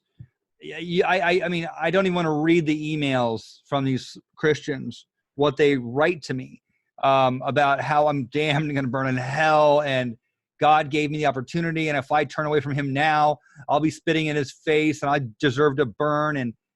And yeah, you know, you've been there. So yeah, you can't really waste your time with that kind of nonsense, because I mean, if you really look at the Bible, I've got friends that are professionals at this. They'll break down the most hardcore Christian with all the contradictions, and actually, you look at the real translations, and you know, they want to sit there and say this is the Word of God. Well, that's what the Vatican canonized at a time when they were doing some pretty horrific shit to people. So you can't really tell me that that's specifically the word of God. I mean, you know, it's just, and then to just assume that there's one God, you know, and that he's, I don't know. If you look at the whole thing, it's just really super illogical. And don't take me wrong, some of my best friends in life are Christians. Yeah, most of mine are. So I Yeah. deadlock right there. I have a question for you. Something happened to me years and years ago, and I want your opinion on it. I was traveling from Phoenix, Arizona to Wickiup, and it was probably 2:30 in the morning, maybe somewhere in there. And I was at the Burrow Creek Bridge. I was heading northbound. I stopped at a little rest stop there. It's not there anymore. They tore the whole rest stop out years ago when they put the second lane of the bridge up there. But I was standing out there. It was about a 3/4 moon night, and I was overlooking the Burrow Creek campground. My dog was with me, and I'm standing out there kind of on the edge of this little parking lot thing. The dirt was in front of me, and it was all flat, and I was looking, and it was beautiful. I could see quite a bit that night, and I got that feeling like, you know, when you're being hunted, and Yeah. and the hair went up, and my subconscious had caught something, and it was screaming to my conscious mind, and you know, you're trying to figure it out rationally, and I was looking left and looking right and looking down and kind of looking up, and then someone told me to look back, and I turned behind me and I looked back and up to the left, and bearing down on me was something, and it was about the size of a man. And I dove forward because I took a keto in martial arts for about 10 years when I was younger. So I can roll, I can fall. That's the first thing you learn, right, in martial arts, is how to fall and how to roll. And I had rolled forward to avoid getting hit by this thing. And I came up and I pulled my knife out. I had a combat knife, a SOG I used to carry everywhere. And instinctually, I yelled, and I took a defensive fighting knife stance, and it flew out. And here's the weird thing, man. When this thing brushed by me as I was rolling, I heard the cloth from the clothing it was wearing whipping in the wind. It wasn't the noise of the wind going over raven feathers, you know how ravens buzz you and you get the really loud flyers, or it wasn't an owl because owls fly silently. It was cloth, like a flag whipping in the wind as it came by. And it flew up probably about maybe 25, 30 yards out at a 45-degree angle up into the sky. It stopped, it turned, and it hovered and stared at me for what felt like an eternity. It couldn't have been more than 5, 6, 7 seconds. And it had, I couldn't tell from the distance, but it looked, the closest resemblance that I can describe it as are those black things that rode those black dragons in Lord of the Rings. Yeah. Yeah, and then, that's well, then it just sorry, go ahead. It turned and it flew off to the southwest towards a place called Greenwood Peak, and I could see it just going. I could watch it going. I could watch it flying away. And I jumped back into my truck. My dog was scared to death. He had jumped under the truck out of instinct. I got him. We drove like hell back to Wickiup. I called my buddy, he was a Christian, at 3:15 in the morning and said, dude, I was just attacked by a demon or something. And he's like, hold on, calm down. And he's like, I don't know what to tell you, man. Maybe go to church. And this, you know, I'm like, all right, you know. Yeah, so they always seem to have, for all as much as they want to push it on you, they always seem to have, you know, just the answers for real occult situations. Yeah. But yeah, no, they that basically what that is, you know, the portals open up sometimes there in the Southwest, and you have what in Spanish we call helpers. Basically, like when Western witchcraft would be called like a familiar spirit, come through like a guide that, you know, it might have been testing you in a weird way. That's kind of like a courting ritual where it tests you to see what kind of strength or willpower you have. If you would have known how to react correctly, you might have been able to make a pact with that thing. And they can teach you, just like your animal reflection, your animal spirit can teach you things that no human being could ever come close to teaching you. Those are the interdimensional type of spirits that are really powerful, that can show you the secrets about how to hop dimensions and you know, take another physical form. or echo another person's voice, whatever the case may be. Yeah. Okay. Well, that's one of your thoughts on that. So, I had the feeling that it lived there in the area. Just my gut, because I'm a hunter, and you just kind of subconsciously notice Yeah, it pattern. might. Or, I mean, if it was the size of a man, too, it could have very well been a man out there, a sorcerer out doing something, who was just not happy that you were there. So who knows? Could have been a couple different scenarios there. I'd have to talk to someone who can do the hand trembling to really look into that. But, yeah. I know a lot of people have been dropped off that bridge by the mafia out of Vegas. They drive down there and drop people off that bridge. They have for years and years, since the 70s. I know that number of people have jumped and committed suicide off that bridge. A good friend of mine was leading a bull out of that canyon down there at the bottom, and he had the bull dallied up to the horn of his saddle. It was wintertime. He had his jacket on, his revolver, and that bull crossed behind him. And there's a creek down there, Burrow Creek. It knocked him off his horse, and he couldn't swim, and he fell into the creek. And there's a hole right there underwater that you can't see. It's about a 30-foot hole. He sunk right to the bottom there and drowned as well. And that really bizarre freak accident. There's just one hole. Anywhere else he could have stood up, but he fell right into that underwater hole there and drowned there. It's just certain areas are just natural havens for that type of activity. Sometimes the veil is just worn thin. Yeah. Sometimes it's just been a center before where energies got really heavily concentrated from whatever rituals, the Anasazi or whoever was out there before were doing. There's a lot of things that it could be, actually. Yeah, it's a very, to this day, it's a very desolate, haunted area with some very, if that area of Arizona had a heartbeat, it's an area not far from there. This is my backyard. This is my stomping ground. I've walked over all this land, backpacked with it with my dogs throughout the years, finding caves and underground springs and things I won't talk about, things that people can find for themselves if they look hard enough, I guess. But there's real magic out there, and there's real treasures, not in terms of gold, but in just of life experience and things that you don't think you'd ever find in the desert. But yeah, it's a very strange area with a lot to be, almost like it changes. And when I was down in the jungles of Guatemala, I was with family and friends down there, and friends of family, and I hung out with full-blooded Mayans, and I worked on the plantations with them. We were clearing land for coffee, and I was out there with the rest of them just because I wanted the experience, and I would eat with them and work with them and clearing out the shrub. We'd plant coffee beans, we'd harvest, and we were hunting one afternoon, me and my friend Guntar, and he said, hey man, I got to tell you something. Okay, I'm going to leave you here. I'm going to be over 200 yards that way, or 100 yards, whatever it was, and they use dogs, to flush the little red jungle deer out of the jungle. He says, you need to understand something really fast, okay? Get this. You're going to be here, and you're walking in the jungle. If you look down and you look back up and the jungle has changed, don't move. Freeze. If you start walking around, we'll never find you. We'll be able to hear you for a while, but then that'll be gone, and you'll be gone forever. You'll be on the other side. I said, what do I do? He says, you look back down again, you count to 10, and you look back up. Things should slide back into place, is how he put it. Yeah. And I said, what are you talking? He says, the closest thing I can talk about, the word that I know in English, would be magnetics.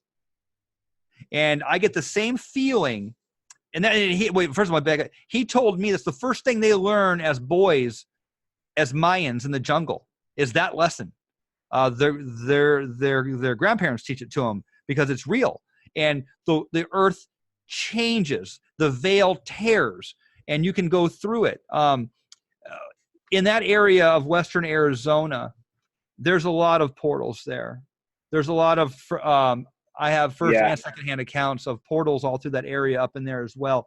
And I have a feeling, because I've been turned around in places I've been 1,000 times, and by the grace of God, walked back out of the mouth of the cannon that I walked in, after being in there for a day and a half one time, not knowing where I was at. It's scary, man. It's scary when you realize that the world is shifting as you're walking through it. Yeah, I mean, I don't think people would really be comfortable if they knew how fragile the reality that they are so familiar with really is. Mm-hmm. You know, I've been in dreams that were just as solid and concrete as this world is right here, and there's this world right here is not always been as solid and concrete as I thought it was. So yeah, I mean, as far as it really goes above and beyond. I mean, you've got charlatans like E.A. Coetting out there that say, oh, you know, they teach a form of magic that's all just like, okay, it's basically mental, it's getting into the right mental states and then affecting, you know, kind of like LaVeyan type crap. And it's like, which, don't take me wrong, the Church of Satan is the visible side of, there's the hidden thing behind the visible front there too. But I'm saying, like, as far as what the public knows about LaVeyan's teachings, you know, what he spoke to the public, yeah, you know, that's, you got so-called magicians teaching that kind of stuff nowadays where it's like, it's all mental and, you know, as far as, you know, shape-shifting can be done in the astral or in dreams, but it's not physical. And, you know, this is all there is this world. And it's like, those are the people that are kind of, you want to stay away from them, you know, as much as possible, because they're just kind of stuck in their spiritual development where they don't really understand even the basics that the native people learned a long time ago. I cut a video a couple days ago, and it was called My Occultic Library and Other Tips to Studying the Occult. And I spent a good half an hour talking about life experience, about being a gardener, because I'm a botanist, and I pull the energy and my knowledge of the plants in with me. I'm a hunter. I pull in those energies and lessons into my occultic studies. I like to build with my hands. I like to cook. I was telling, it's the life experience, the totality of living in the physical world and the occult.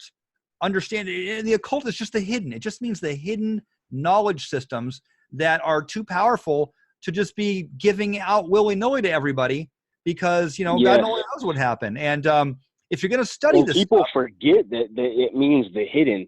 Nowadays, people get actually upset if you say, you know, like I said, if these self-identifying something worshipers try to come out and say, oh, well, how dare you think that just because that I actually have to be initiated and know the real secrets to do this and actually do it the right way. I can do whatever the fuck I want as long as I call it that. That's what it is. You know, they get really upset, and it's like they have this childish, like, I get to because I want to, and even though it's not true. Yeah, exactly. This childish entitlement that a lot of Westerners have. And that's why people in the voodoo community and those Afro-Caribbean traditions get really upset with them too, because they're just kind of like, you know, like E.A. Coetting, well, I can just declare myself a high priest of voodoo and say that I know all the secrets, and I don't actually have to have ever even come close to the real thing. I don't have to know anything about the real thing. No. I'm this just because I want to be type of, you know what I mean? And it's like, that's where it's like, okay, people forget that, you know, the word occult means hidden, and it's not, certain doors are just not open to everyone. You know, just because you want to be a Nahual or a Boko or whatever, it doesn't mean that you're going to be, or that you get to be, you know? That's what happens when everyone gets a trophy, man, you know? Yeah, exactly. So, and it goes back to the same problem with millennials. You know, a generation that grew up being told you can be whatever you want to be, and anything that's hard, you don't have to do it. You know, and then they grow up and they get tossed to this world where it's like real life is waiting right outside your door, you know? And, you know, we have in this world, man, we have warriors. You would be a warrior. Yeah. We have craftsmen, we have farmers, we have healers, we have wisdom and knowledge keepers, we have storytellers. We have basket makers. We have, you know, all kinds of, we have attorneys, and not everyone's cut out for everything. And I think a lot of And it's like, you know, it's like one of my mentors, Prince Nicholas de Vere, actually, had said this once, that, you know, if everyone, he was talking about, because you know how people get upset that if they're not from one of the royal bloodlines, they think that we're being elitist or whatever. Mm-hmm. You know, and saying, oh, well, you guys think you're just above everyone else. And he goes, man, if everyone's kundalini just awakened, just opened up at the base of their spine and shot up their spine, and all knowledge and power was just delivered into their hands instantly across the planet, everybody, who would perform the basic tasks of creating food, of making the world go around? You know what I mean? Of cleaning shit, anything. Yeah, it's a good question. You know, certain people are just calibrated naturally to serve different functions. Not all men are created equally, and people don't like hearing that, but that's just, I mean, that's the reality of it. Yeah, no, that's absolutely true. I mean, I was not created to be a basketball star. What happened? Yeah. I was not created to be a physicist. You know, I don't have that capability for mathematics. And it's just like, you know, people would look at and hate a skinwalker, and it's like, at the end of the day, a skinwalker was made to be a soldier, you know, to do what he's doing, to learn those mysteries that he's learning. And not everyone maybe was meant to learn those things. There's a very unique niche within the U.S. military that does not get talked about very often. I want to address that with you real quick while I have a little bit of time left. There are banks of psychics. There are banks of remote viewers. There are banks of ritualistic, ceremonial practicing witches in the basements and dark rooms of the CIA and other alphabet agency groups that are doing spiritual ritual warfare on behalf of the U.S. government with U.S. tax dollars that I don't think anybody in this world knows is even going on.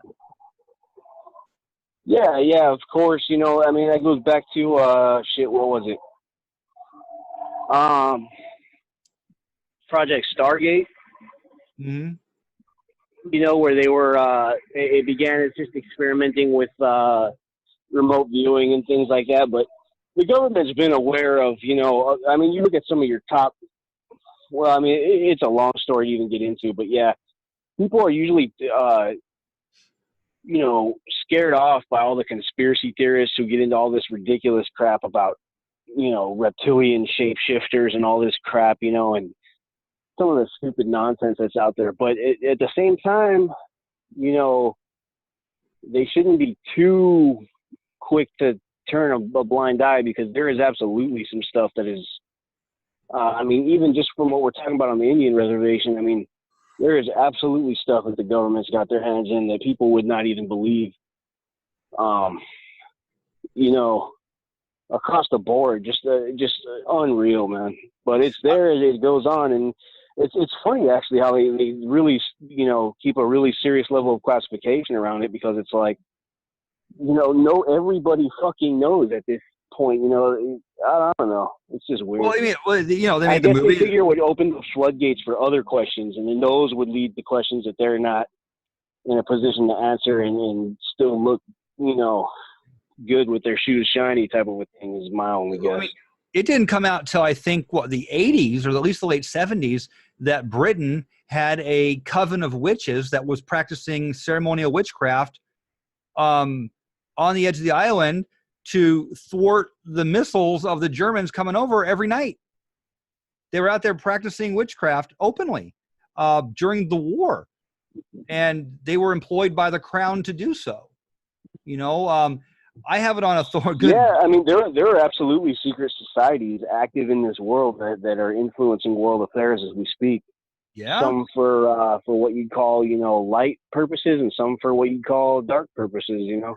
You know what's People funny will is never know the names of them, but you know they're there. Last month, Thailand just got a new king, and they're huge into astrology, right? Huge into astrology, and they wrote out the new king's whole astrological chart, and they had talked about what his path is going to be according to the stars and the energy and this and that, and people were like, "Oh my God, they still practice that over there." You know, the Indians, the Chinese, they make decisions. They name companies. They open up companies on certain dates with the stars and the date, the numbers and the numerology aligning. And people think that it's just other countries. Nobody understands The U.S. government plays this game just the same. They just don't get it. And you tell them that, and, you know, they see red, white, and blue and apple pie and baseball, and by God, Jesus Christ is our God here, and I won't have any. I won't hear any of that. They don't understand the 4th of July is on the 4th of July because it's the solar aphelion. It's the day of the year when the Earth is freest from the magnetic gravitational pulls of the sun, and that's why it's Independence Day, because the Masons were occultists who found this country, and we have Independence Day when the Earth is independent from the sun, and that is a Masonic holiday. People don't get, you know, the fact that the Capitol building is the ever-pregnant belly of Isis, and the Washington Monument is the phallic symbol of Osiris, and together they complete the energy fields. They don't see the occult in their very government. Even if they turn over the back of a dollar bill and they look at that piece of magic script that they transfer all day long, they'll still deny it because they have their idea in their head all wrapped up as to how it's all going down. You know? Yeah, I mean, it goes back to, you know, some people just aren't calibrated to know about anything occult or be very aware beyond a small role in life, you know, doing what they do for work and pursuing the very base animalistic pleasures of fucking and sipping a beer. You know, beyond that, you know, much, they're not really very intellectually, they don't have that capacity. They can think they do, but, you know, it's just not there. And some people, you know, they're just not meant to know those mysteries. Just like, you know, there's the mysteries of Santa Muerte, you know, there's deeper ones that I'm allowed to know that, you know, your average witch or Wiccan who have been practicing for 50 years and think that they're so in tune with nature all they want, but they'll just never access those things. Do you ever have people glitch out on you if you're breaching the subject or talking about it, and you'll see a wall go up or, you know, like a security door drop in their mind, and they physically turn 90 degrees from you and just start staring off? You ever have that happen? Are you talking about like monarch programming, or are you talking about just in general? Like just in general, just when you're at a Starbucks and you mention something about, I don't know, you're talking to someone, and they just glitch out. Some people, I think some people, whether they realize it consciously or not, they just don't want to be, you know, they're comfortable with the reality that they know. It's predictable, it's dull, it's not very, very wide reaching. You know, they're not, those are the kind of people, you know, when you get into real sorcery, we can toss these words around nonchalantly like shape-shifting and shit, but I mean, when you really get into this stuff, there is a very real threat of losing your sanity, you know, type of, you know, stuff like that, where it's like, it's a lot to handle sometimes. I can imagine. Even being aware of certain things. So, sure. You know, some people, I think on a deeper level, their mind just realizes too, you know, like they're not cut out for it, and they're just better off not knowing, you know? Yeah. Is there ever the fear of not being able to shift back? No. Okay.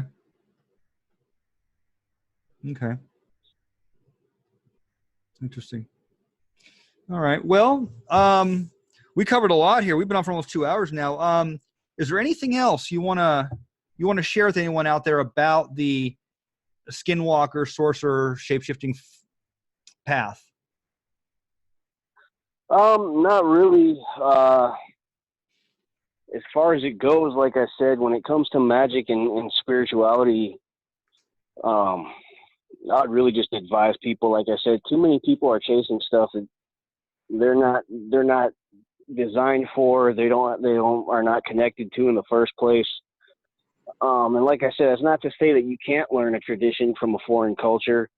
If those spirits call you, they call you. But again, you know, like I've seen people try to say, well, yeah, these spirits called me. And it's like, it's not your place to say that the spirits are calling you. Somebody from that path will come and tell you the spirits are calling you. You know what I mean? Yeah. So it's like, that's where, I would say, you know, it just because nowadays the occult community has gotten so bizarre, you know, chicks on Instagram talking about the wolf is my animal totem, and I'm just so connected to it. And wolf. I used to watch movies about wolves, and I have a toy wolf, and it's like, dude, you're a grown ass adult at this point. Like, get over your little obsession and fucking, that's not spirituality. You know what I mean? And it sounds funny, but you see it just all too often nowadays with the occult, where people are just like, going off the deep end into some bizarre babble and nonsense. Well, you know, and it's almost like an energy that's just out there now in the world with this generation. Well, it's commercialism. I see it, and I'll tell you what. I watch the Navajo people.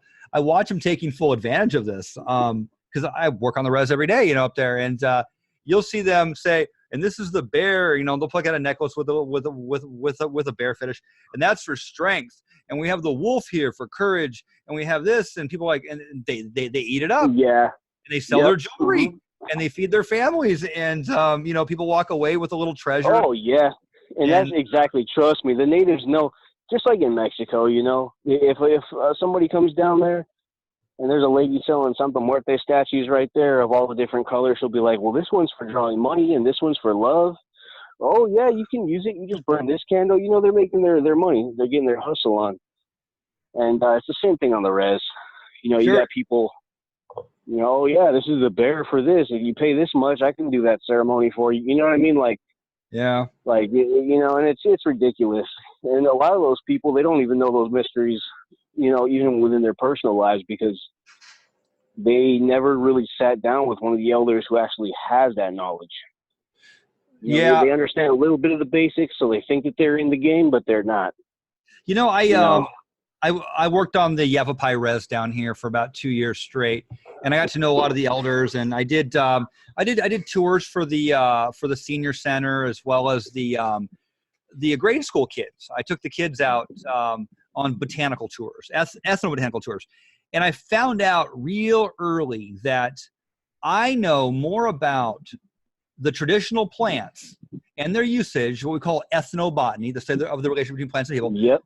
Than they did, especially the teachers, the middle-aged people, the kids. They didn't know nothing, obviously. But when I got to and here, that's what's funny. Yeah, 9 times out of 10, people think, "Oh, it's a native telling me this." Well, yeah, he can be or she can be native all the fuck they want. It doesn't mean shit, really. At the end of the day, they might not know shit about the actual traditions. There's very few that do have that knowledge anymore, you know? But people will come to me and, "Oh, well, a native told me this." And it's like, I could give a fuck less. Is that supposed to prove something to me? Yeah. I had a Yavapai on tour one time, and I'm just going to say it because I was in position to where I'm on his res, right? It's his home. I'm operating in a tour company, and I have a bunch of tourists with me, and I got one native that wanted to come along, and they got to ride for free on all the tours. And we're driving around, and I'm giving my tour, and he says to everyone, he says, "You guys see that big saguaro cactus over there? It's over 1,000 years old." And I'm thinking, dude, they only live to be like 300 tops. Like, you know, there's 350, you know, but it's the only one in the world. Usually it's, you know, 200, 250 years old. But, you know, I just bit my tongue till it bled and shut up and didn't want to disrespect him on his own land, you know, and all that stuff. But, no, that's cool. You know, you've got respect, and I respect that too myself, where I wouldn't probably go off. But yeah, I mean, there's certain people that, like, I've seen an Ojibwe guy that was just obese, out of shape, sat there puffing his little cigar pipe that he made, and he turned around and sell that pipe for hundreds of dollars. Wow. Yeah. For, you know what I mean, just for saying it's for spiritual purposes, and people buy it up, you know. Yeah, I guess the lesson tonight is just track down your own energies of your own culture, your own people, because you're geared to it. You really are. You're born to it genetically. Exactly. The ancestry is everything. Every ATR, whether it's Ifa, Voodoo, Kimbanda, anything like that, they start you off with just, you know, Palo Mayombe. They always start you by reverencing your ancestors, just serving your own ghosts first, and let them guide you to what you were born to do, because they are you from the past. You are their reflection. You're their physical ambassador in this incarnation, you know? No, that's a good way to say it. You know what also concerns me on a social level is when the government comes out and the liberals come out and they say, "We're all the same. We're all equal." And it's like, no, we're not. I'm European. Yeah, the whole "we're all one people" type crap. Yeah. And those are usually like middle-aged white ladies that, you know, are Yoga new pants for the age. lattes. Yeah, I know. Yeah, yoga pants and lattes. They come from upper class communities, and they wanna learn the Native American stuff because they think it's cute to be able to go talk about it while they're having coffee. But it's something that they will never ever access the real thing. The real secrets are just never going to be touched by them, whether they like it or not. They sit there and talk about my Native American friend, and it sounds cute and everything, but no, it's just not something you'll ever be a part of or really need to be. And likewise, you know, same way. I'm not just picking on Caucasians in that sense either. It goes all angles, all directions. You know what I mean? Part of me fears that at one point, if enough people buy into that shit, we're not going to have a Latino people anymore, or a European people anymore, or a Haitian or an African people. And I like the fact that there are African people. And I like the fact that there are Asian people with their traditions and their food and their genetics and their lineage and what they have brought to the human species. And you're right. You're right. You know, and I have 100%. immense pride in my white culture. You know, we invented, you know, metallurgy and the ability to the atom bomb, you know, and atom, we brought that aspect into the world. You know, the natives brought their understanding of philosophy and what they have done. And each one of them is important and it should be protected instead of being smashed into this ever grinding gray goo of humanity where nothing is special because we all are the same anymore. And I just pray to God that that never happens, you know? Yeah, no, I know what you mean, man. People sell out their cultures for cash and lose the real essence behind it, you know? Yeah. So I definitely know what you mean there. Yeah. So, all right, man. Well, we covered a lot tonight. It's been a good interview. You're welcome to come back on if ever you want to talk about anything else. I mean, you have an open invitation here, sir. Yeah, no, I totally appreciate that. It's been great talking with you, Corey. Always good to hear from you. And, you know, hopefully I was able to, I know I couldn't say too much, but hopefully I was able to enlighten the listeners a little bit. I think so they have a better understanding on certain things. I think people have been very enlightened with this conversation here. So, yeah, it's been good. It's been good. We covered a lot of things that people just generally don't know too much about and no one really ever talks about. So, right. Yeah, no, awesome. Be looking forward to hearing from you next time. And, yeah, if there's anything else you want me to add, it's your floor. No, I think we covered it all. We can just cut it there for the night. Oh, only if you ever get over to Phoenix, man, we'll go out and we'll grab some coffee, or we'll hit the we'll hit the hills or something. Go fishing, go shoot some guns or something. Whatever you want to do. I think that'd be yeah, good. No, of course. You know, I'll take you out to the res too. You know, and then show you a few things. And yeah, that's absolutely. All right. But well, yeah, it was good being on the show. I really appreciate you know, the privilege to be able to voice certain things. So. Yeah. And I'm sure others do too. So, well, you're quite welcome, man. So, thanks again, and I'm sure we'll talk next couple weeks or so. All right, brother. Definitely. You have a great night, and hopefully the listeners enjoyed this. I'll talk to you soon. All right, man. You take care. Yep. You too. Thanks. Bye. All right, everyone. There you go. Interview with the Skinwalker. So. I want to thank him again for coming on. It was brave and enlightening and something you might not ever hear again in this world. So I want to thank him for taking the time, being brave. And we tried, and I think we succeeded in not crossing the line of the sacred and what is meant to be kept hidden. Within the Navajo culture and within the disciplines that he does practice there. So, all right, guys, for what it's worth, that's the interview tonight. I hope you all got something valuable out of that. Wish everyone peace and harmony. God bless everyone.